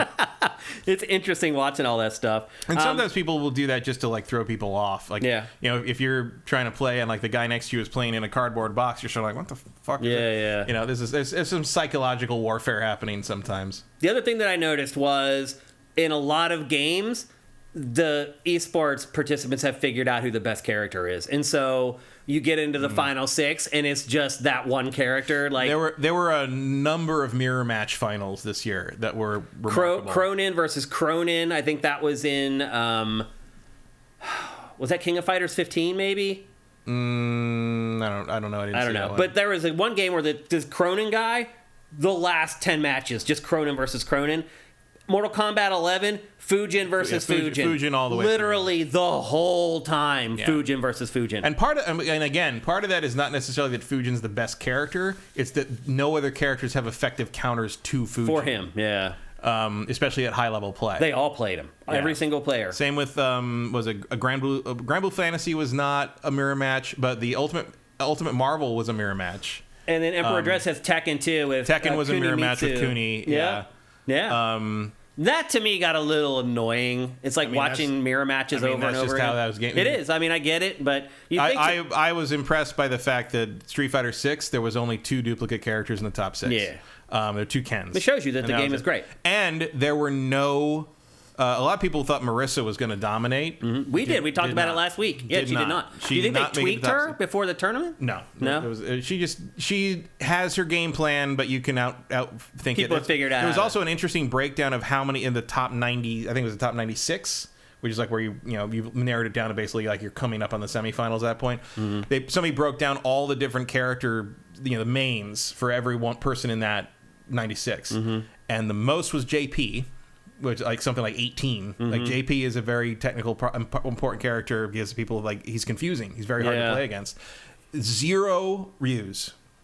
But tons of Ken. Tons of Ken. Oh, Ken was number 2. Ken was the second most the man, populous. It's fascinating to see like the breakdown. That doesn't mean that JP's the best character, but he was the most used character by people who got in the top 96. I was impressed by the guy who didn't win the grand finals, but was in the grand finals, Menard or whatever. Menard, yeah. But he could switch between characters. Yeah, like he didn't have one main. No, he had well, his main is Luke. Yeah. But he does have that pocket Blanca. I was also surprised at how many people played Luke, the brand new character. And I mean, a lot of times, I don't know if Capcom's done this, but a lot of times a new character, they make him OP so people use him. But, you know, he wasn't a paid character, so they would have no incentive to do that. So he's just a powerful character that people have figured out. And it was interesting to see him have the ability in the grand finals.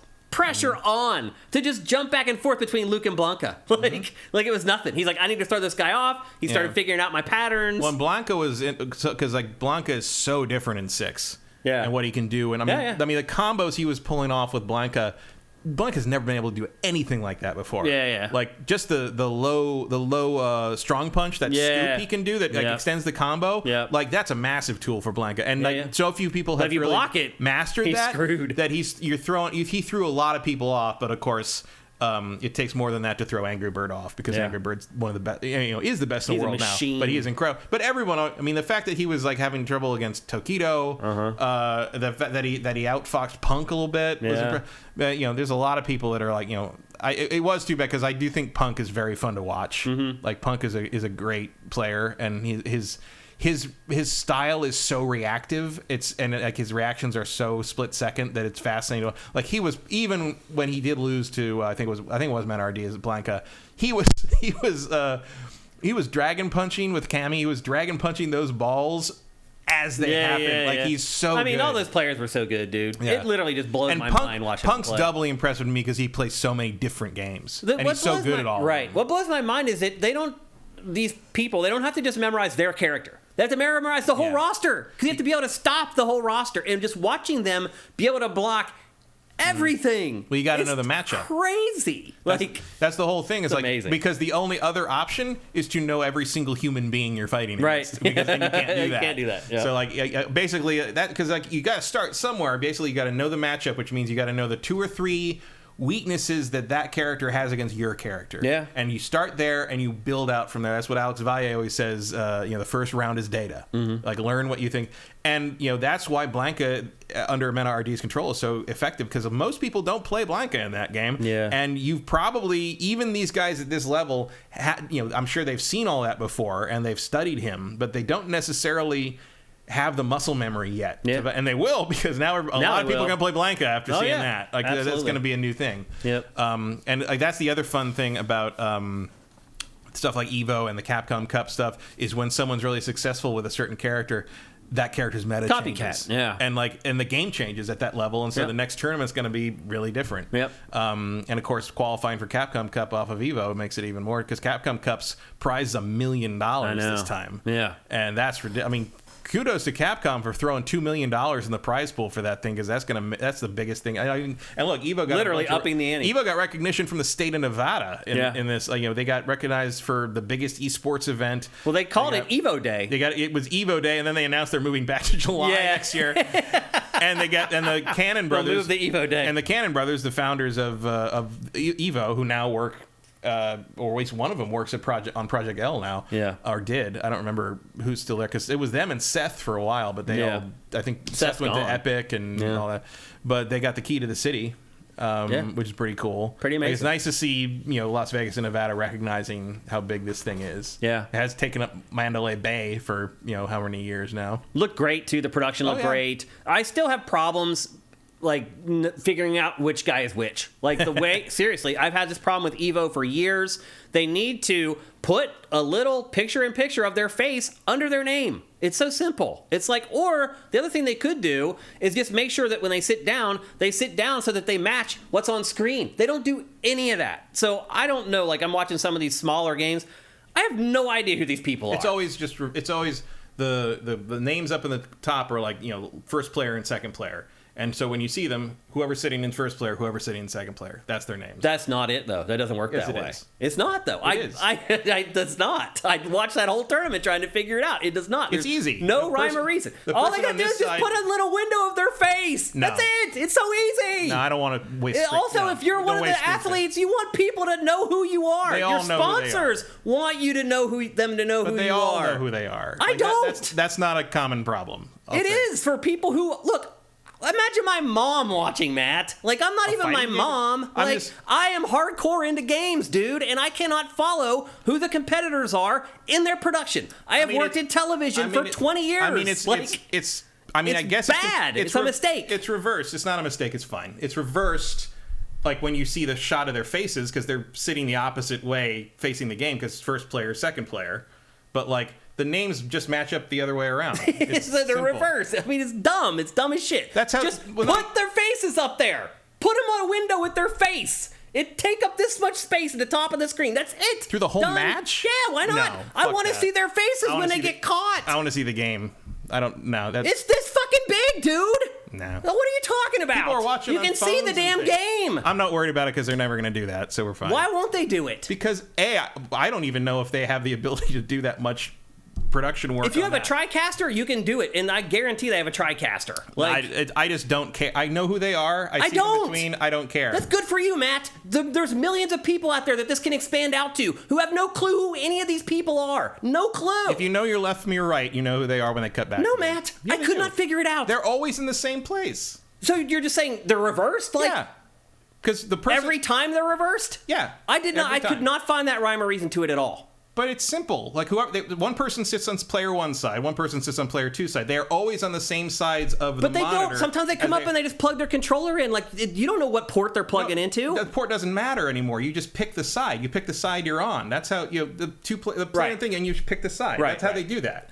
Every time. That's standard. It's rules. It's in the rules. It's dumb to do it that way. If they want to grow it to beyond people like you and I, they need to improve the production. I think they're fine. I don't. And I think I could watch my wife watch it in complete bewilderment and know that they're not fine. Like, we make the mistake sometimes of thinking everybody's like us. I bring this up all the time on the show. They're not. If you want to grow it beyond the audience, you have to make it so normal people can understand it. I've complained about this like 5 years in a row about EVO. They never fix it, and it's a very easy fix. Like, they don't want to fix it because it's not broken. So. For the average person, it is broken. You're not the average person, Matt. You're a crazy fighting game aficionado.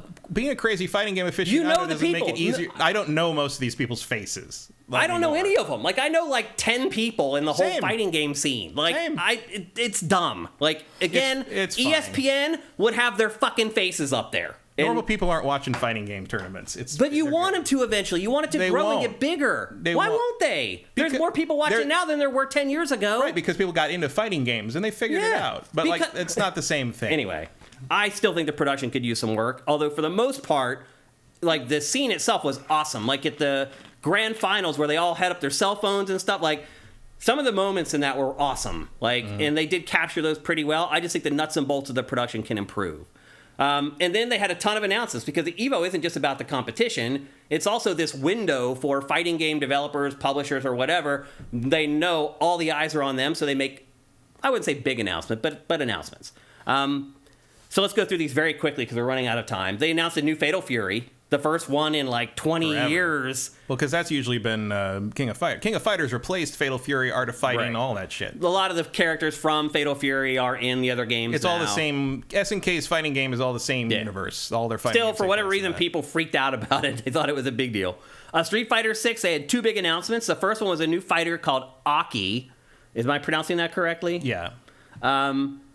She uses poison somehow. She seems related to Fang, the old guy from 5. Yeah, all right. Nobody knows. This is all they've shown of her. Nobody knows how she plays. She goes to a Giles Barber, apparently. She's clearly from the same sort of remnant or like Shadowloo organization as Fang. Okay. Right down to the fact that her name is an acronym of some kind. You know how Fang was an acronym. Yeah, right. I don't remember what it stands for, but hers is also there's dots between the AK and the I.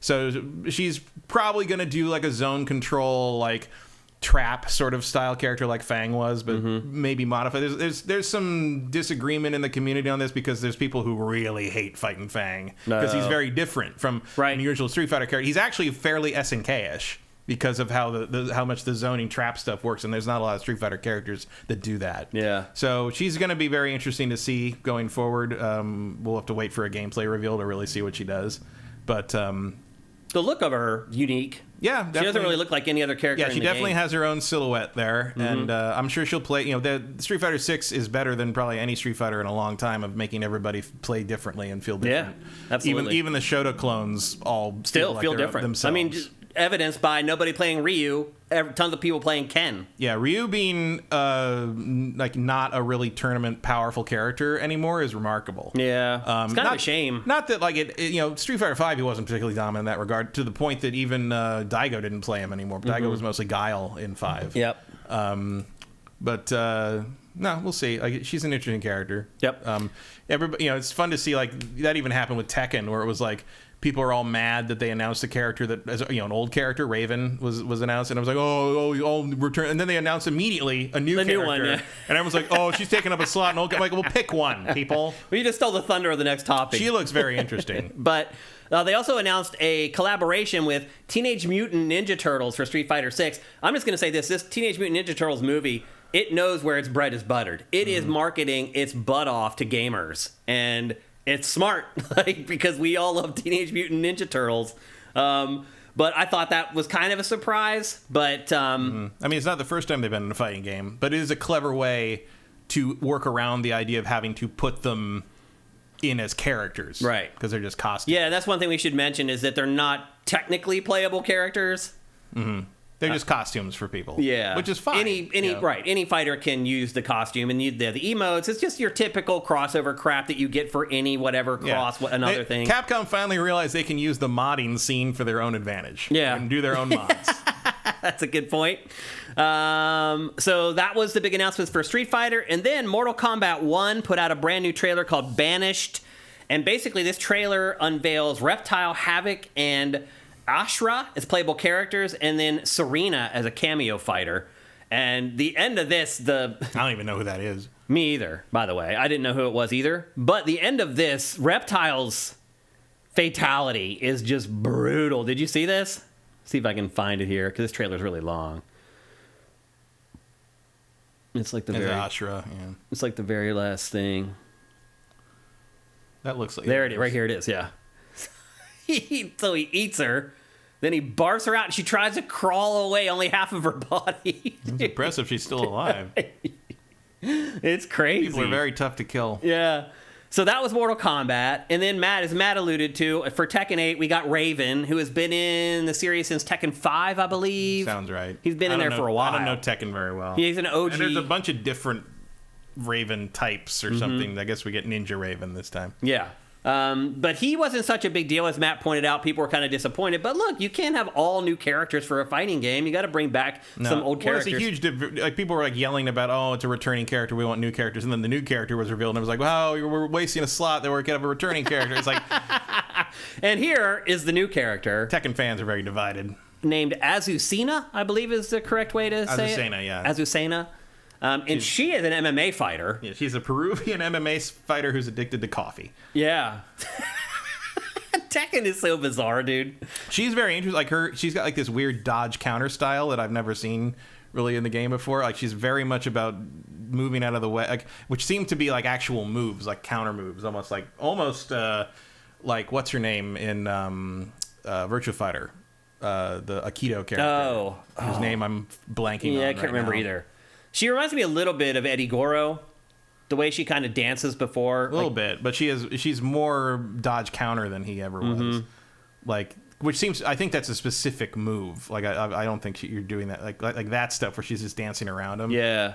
It looks very cool. It does, yeah. So I think she's a pretty cool character, and she's not really MMA. She's not like ground and pound MMA person, like trying to put him in a sleeper hold.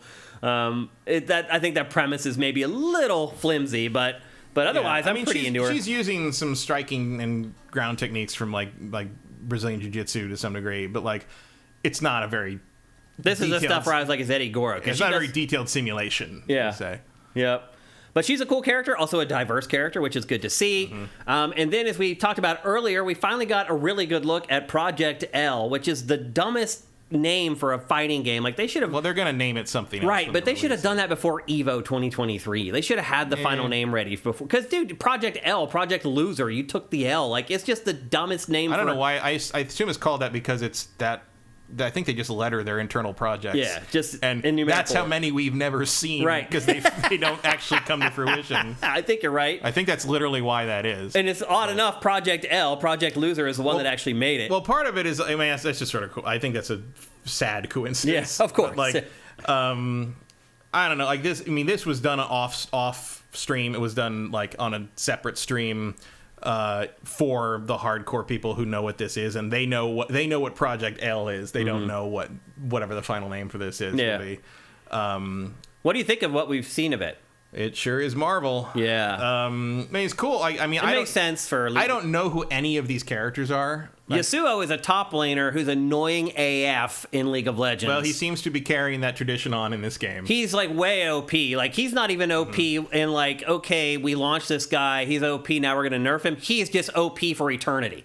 Anytime he plays top lane, he's going to dominate the game of League of Legends. Like, that, they won't nerf him. Like, everybody hates Yasuo. But here he is. He makes sense for a fighting game because he's like a samurai or whatever. But yeah, I'm not a fan of him because I was also a top laner. I played with Teemo a lot top lane, and I always had to face Yasuo, and I hated playing against him. But this game's, I think, is looking pretty good for Riot's first ever fighting game. Yeah, it looks like it's made by people that know what they're doing. You got Clockwork on there. Yep. Seth Killian worked on this at first. Yeah, Seth Killian worked on it for a while until he went over to Epic. The Cannon brothers were involved. Yep. It was their company that got bought by Riot. Right. They were working on that other game that got like a beta and then got canceled when Riot bought them. You remember that? Oh, their fighting game. Their fighting game. Yeah. What was that? I can't remember. It also had I think it had a goofy name as well. It had a weird name because it was only in like beta, but it played differently. It was like a keyboard. You could play it with a keyboard. That was right. Amazing. Yeah, that's right. Yeah, I mean, this looks cool. It looks like a versus game. Like, it looks like a Skullgirls Marvel sort of pedigree. Yep. Obviously, they have a roster big enough to supply this game. I mean, it makes the most sense 200 to do years that with these guys. Yep. And you can add stuff to it forever. Yeah. Will it catch on?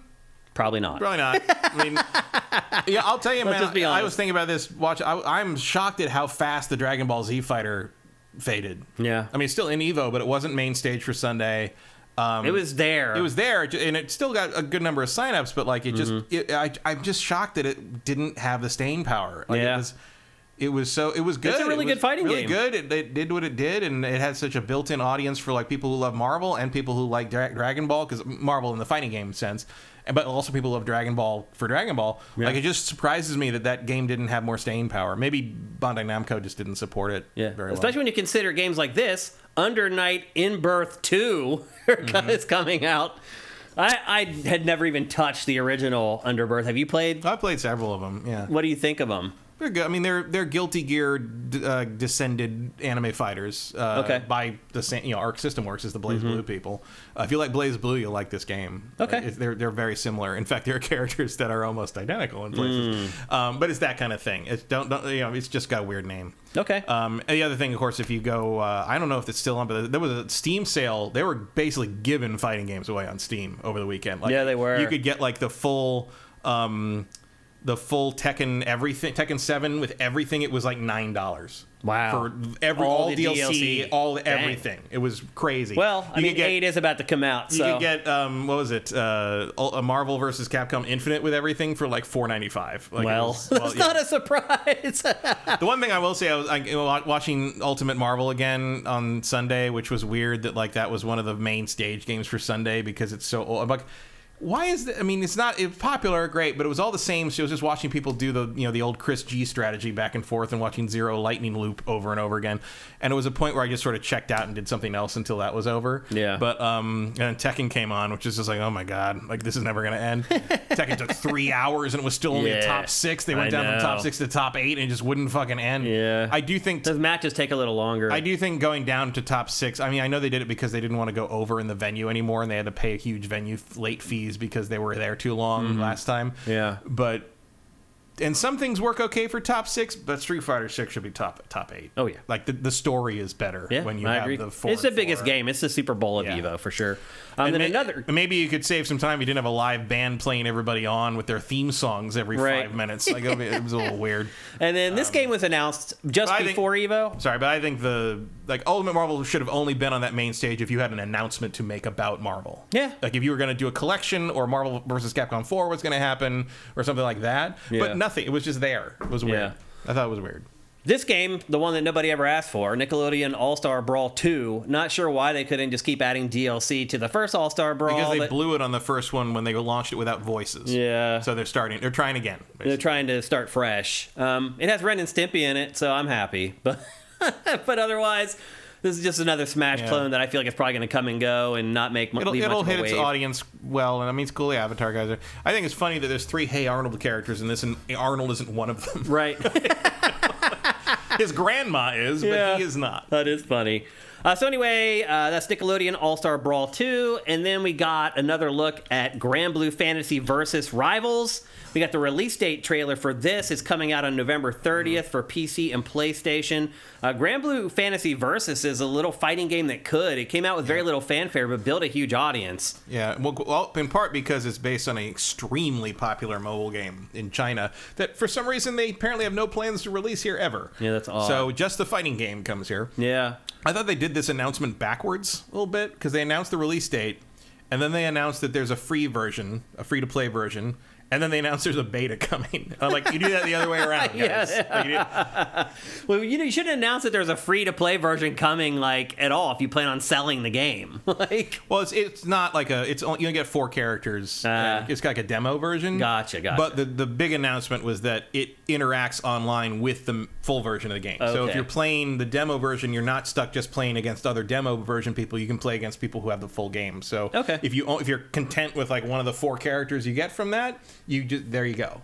But they want as many people in the ecosystem as possible. So it's a pretty cool move. At least certainly with games, because this is another anime style fighter that's a descendant of Guilty Gear and BlazBlue. It's by the same people who made BlazBlue. You might want to try this thing before you throw $60 at it. It's a pretty game. It is a pretty game. It also has a lot of extraneous stuff. It has a big story mode, a really you can see from that trailer, there's crazy stuff in there. What the hell is going on? The chibi stuff. You're all hanging out in lobbies. You can play with other people online and do little mini game things. It's a robust game. Yeah. There's a lot happening there. And again, that's coming November 30th for PC and PlayStation 4 and PlayStation 5. And then the final thing was Guilty Gear Strive. They showed us a trailer for Season 3 of the Season Pass and introduced a new character named Johnny. Well, he's not new. He's but from the first one. The game. He's new to the game.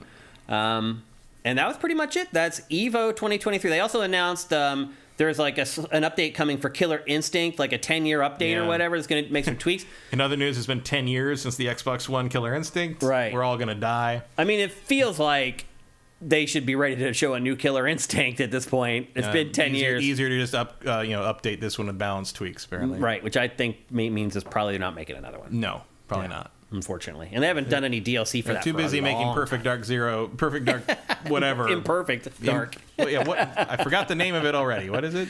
Perfect Dark. I don't even remember either. I think it's just called Perfect Dark, but it's just under development by the initiative. I thought it had some other... There's no subtitle yet. No? I thought it was Perfect Dark... No, not yet. Perfect Dark 2-syllable word. No? I don't think so. No, I think it's just... I think eventually it'll get a subtitle, but right now it's just Perfect Dark. So anyway, that's EVO 2023. Absolutely awesome. I hope you guys watched it. We made sure that we had the streams curated sifted for the whole weekend so you guys could find them easily. There was 8 streams, but we only curated the first 2. Those are really the ones you needed to watch. They went back and forth a bunch. Yeah. I switched sometimes. Okay, so you saw a lot of the ads on Twitch, or they were running the sponsored ads from EVO. Chipotle. Not Chipotle. What the hell was the AT&T Fiber ad where the woman's playing the wrestling game? Oh, I don't know. And she rolls, and she's like, oh, no, and she rolls out, and then the guy just stands up and falls over, and she wins? Yeah, I don't know what that was either. What does that have to do with speed of internet connection? Why did you win when you were outside the ring? Why did he die spontaneously? Did he have a heart attack?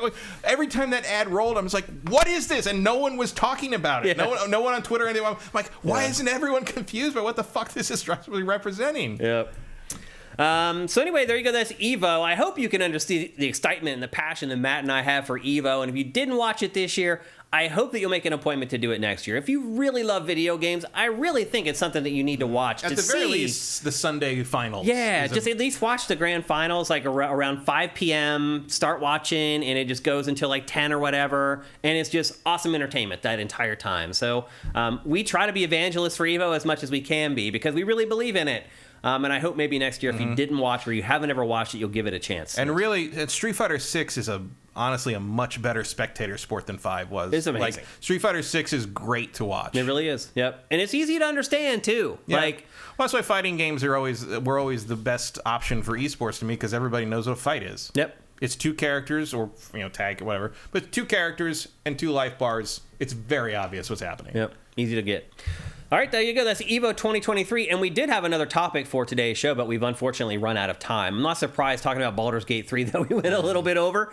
And we'll just push that topic to next week's show. But we do have enough time for... Barry Lomax is also correct. What did he say? He's hardcore into fighters, but only started watching Saturday night because pools can be a bit much. That's true. That's true. Yeah, the Fridays and the Saturdays, it's too much. Like, I wouldn't ask a casual person to ever watch that stuff. Yeah. Although sometimes early on Friday, it's fun to watch and be like, oh, that guy plays about as well as I do. Yeah. It's like, it's so well, they had the most entries ever for that EVO. 7,000. It's insane how many people entered. Yep.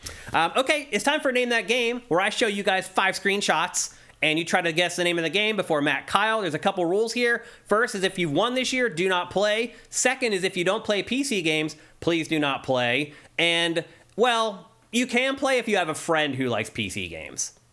Fair, you can give a code to them. Tweet out the code or something. Totally fine. Just find a way to make sure the code gets used. Yeah, don't play if you're not going to do anything with the code is my point. And then the final thing is that our chat goes into slow mode, meaning you can only send a chat once every 60 seconds. So don't just spam the chat with random game titles hoping that you guess it right. You're going to lose. And what's going to happen is a screenshot's going to come up. You're going to be like, I know that game. You're going to type it in, and you're not going to be within your 60-second limit, and you're not going to be able to win. So...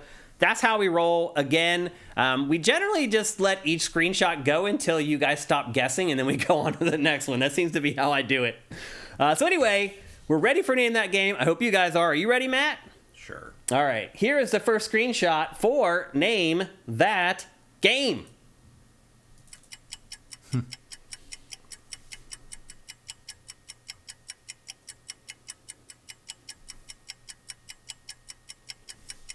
No guesses yet. No guesses.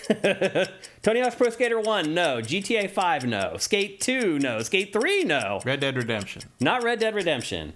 The Getaway, no. Watch Dog 2, no. Dead Island, now they're rolling in. Dead Island 2, no. Skate, no. GTA 4, no. Half-Life 2, no. LA Noire, no. LA Noire is a good guess. It is a good guess. Looks like the trolley tracks. Yep. Tony Hawk's Pro Skater 2, no. Mass Effect 2, no. Just Cause 4, no. Watch Dogs Legion, no. Watch Dogs, no. Lots of guesses, all incorrect. Watch Dogs 2. Not Watch Dogs 2. No. I think we just went through all the Watch Dogs, didn't we? Yeah. So it's, now it's not the Watch Dogs franchise. I mean, that could be Market Street. It could be. Driver 3, no. Mafia, no. Metal Gear Solid 5, no. True Crime, no. Wolfenstein 2, The New Colossus, no. Sleeping Dogs. Not Sleeping Dogs. Okay, here we go. Second screenshot for Name That Game. And here it is.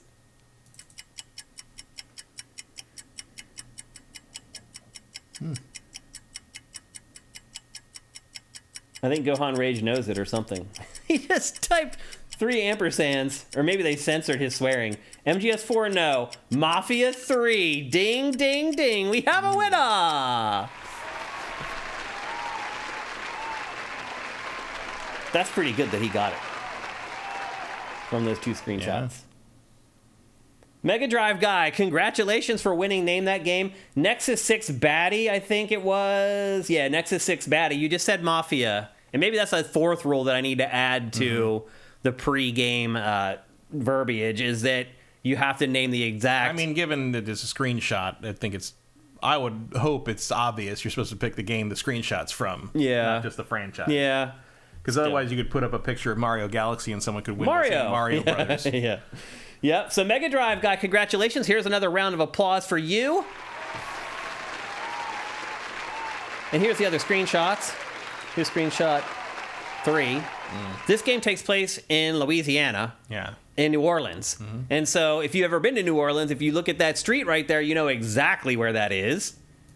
Here's the 4th screenshot, which basically shows downtown New Orleans, although I did cut the name of the building out on purpose because that would have just completely given it away. And then here is the 5th screenshot, which is, that is New Orleans. So if you didn't and the cars with everything, you should have got that it was Mafia 3 from that one. So congratulations, Mega Drive guy. You can send me a DM right here at twitch.tv/siftedgames. Or you can send me a DM on Sifted at Shane. You can send it to me on Twitter at Dinfire. You can send it to Sifted on Twitter at Sifted Games. However you want to do it, get at me, and we'll get the free code out to you guys. In fact, I think last week's winner did not ask for a code yet. Yeah. And I think JM Rain hasn't asked for a code. He won a couple weeks ago, and I haven't seen him ask for one either. So anyway, if you've won and you haven't received your code, just send me a message and I'll get it to you. You'll still get it. Like, I still have the codes. I'm just waiting for you to get in touch with me, and we'll give you the win. And now, before we get going, we have one more thing. And this one more thing is really awesome because for the first time ever, GameFace has 2 sponsors. Ooh. It is a pivotal moment, I hope, in the show and Sifted in general, that we finally have 2 sponsors finally for GameFace. It's a goal that we've been trying to reach for years, and we've finally done it. We have a brand new sponsor, and you won't believe who it is. It is our awesome sifter, Soundwizard. He just wrapped up all his work on Baldur's Gate 3, and he has his own sound company, and he is now sponsoring GameFace, and here is his message. Experience the realm of extraordinary audio with Soundwizardry. With a decade-long journey in sound design, we animate your movies and video games with the breath of sound. Our wide-ranging services include sound design, Foley, sound mixing and mastering, audio implementation, dialogue mastering, and the crafting of unique sound effects from freshly recorded material. Our portfolio contains Baldur's Gate 3, Steven Universe, Alan Wake 2, Gwent, Cyberpunk 2077, and more. Visit soundwizardry.com and let us transmute your vision into an auditory marvel.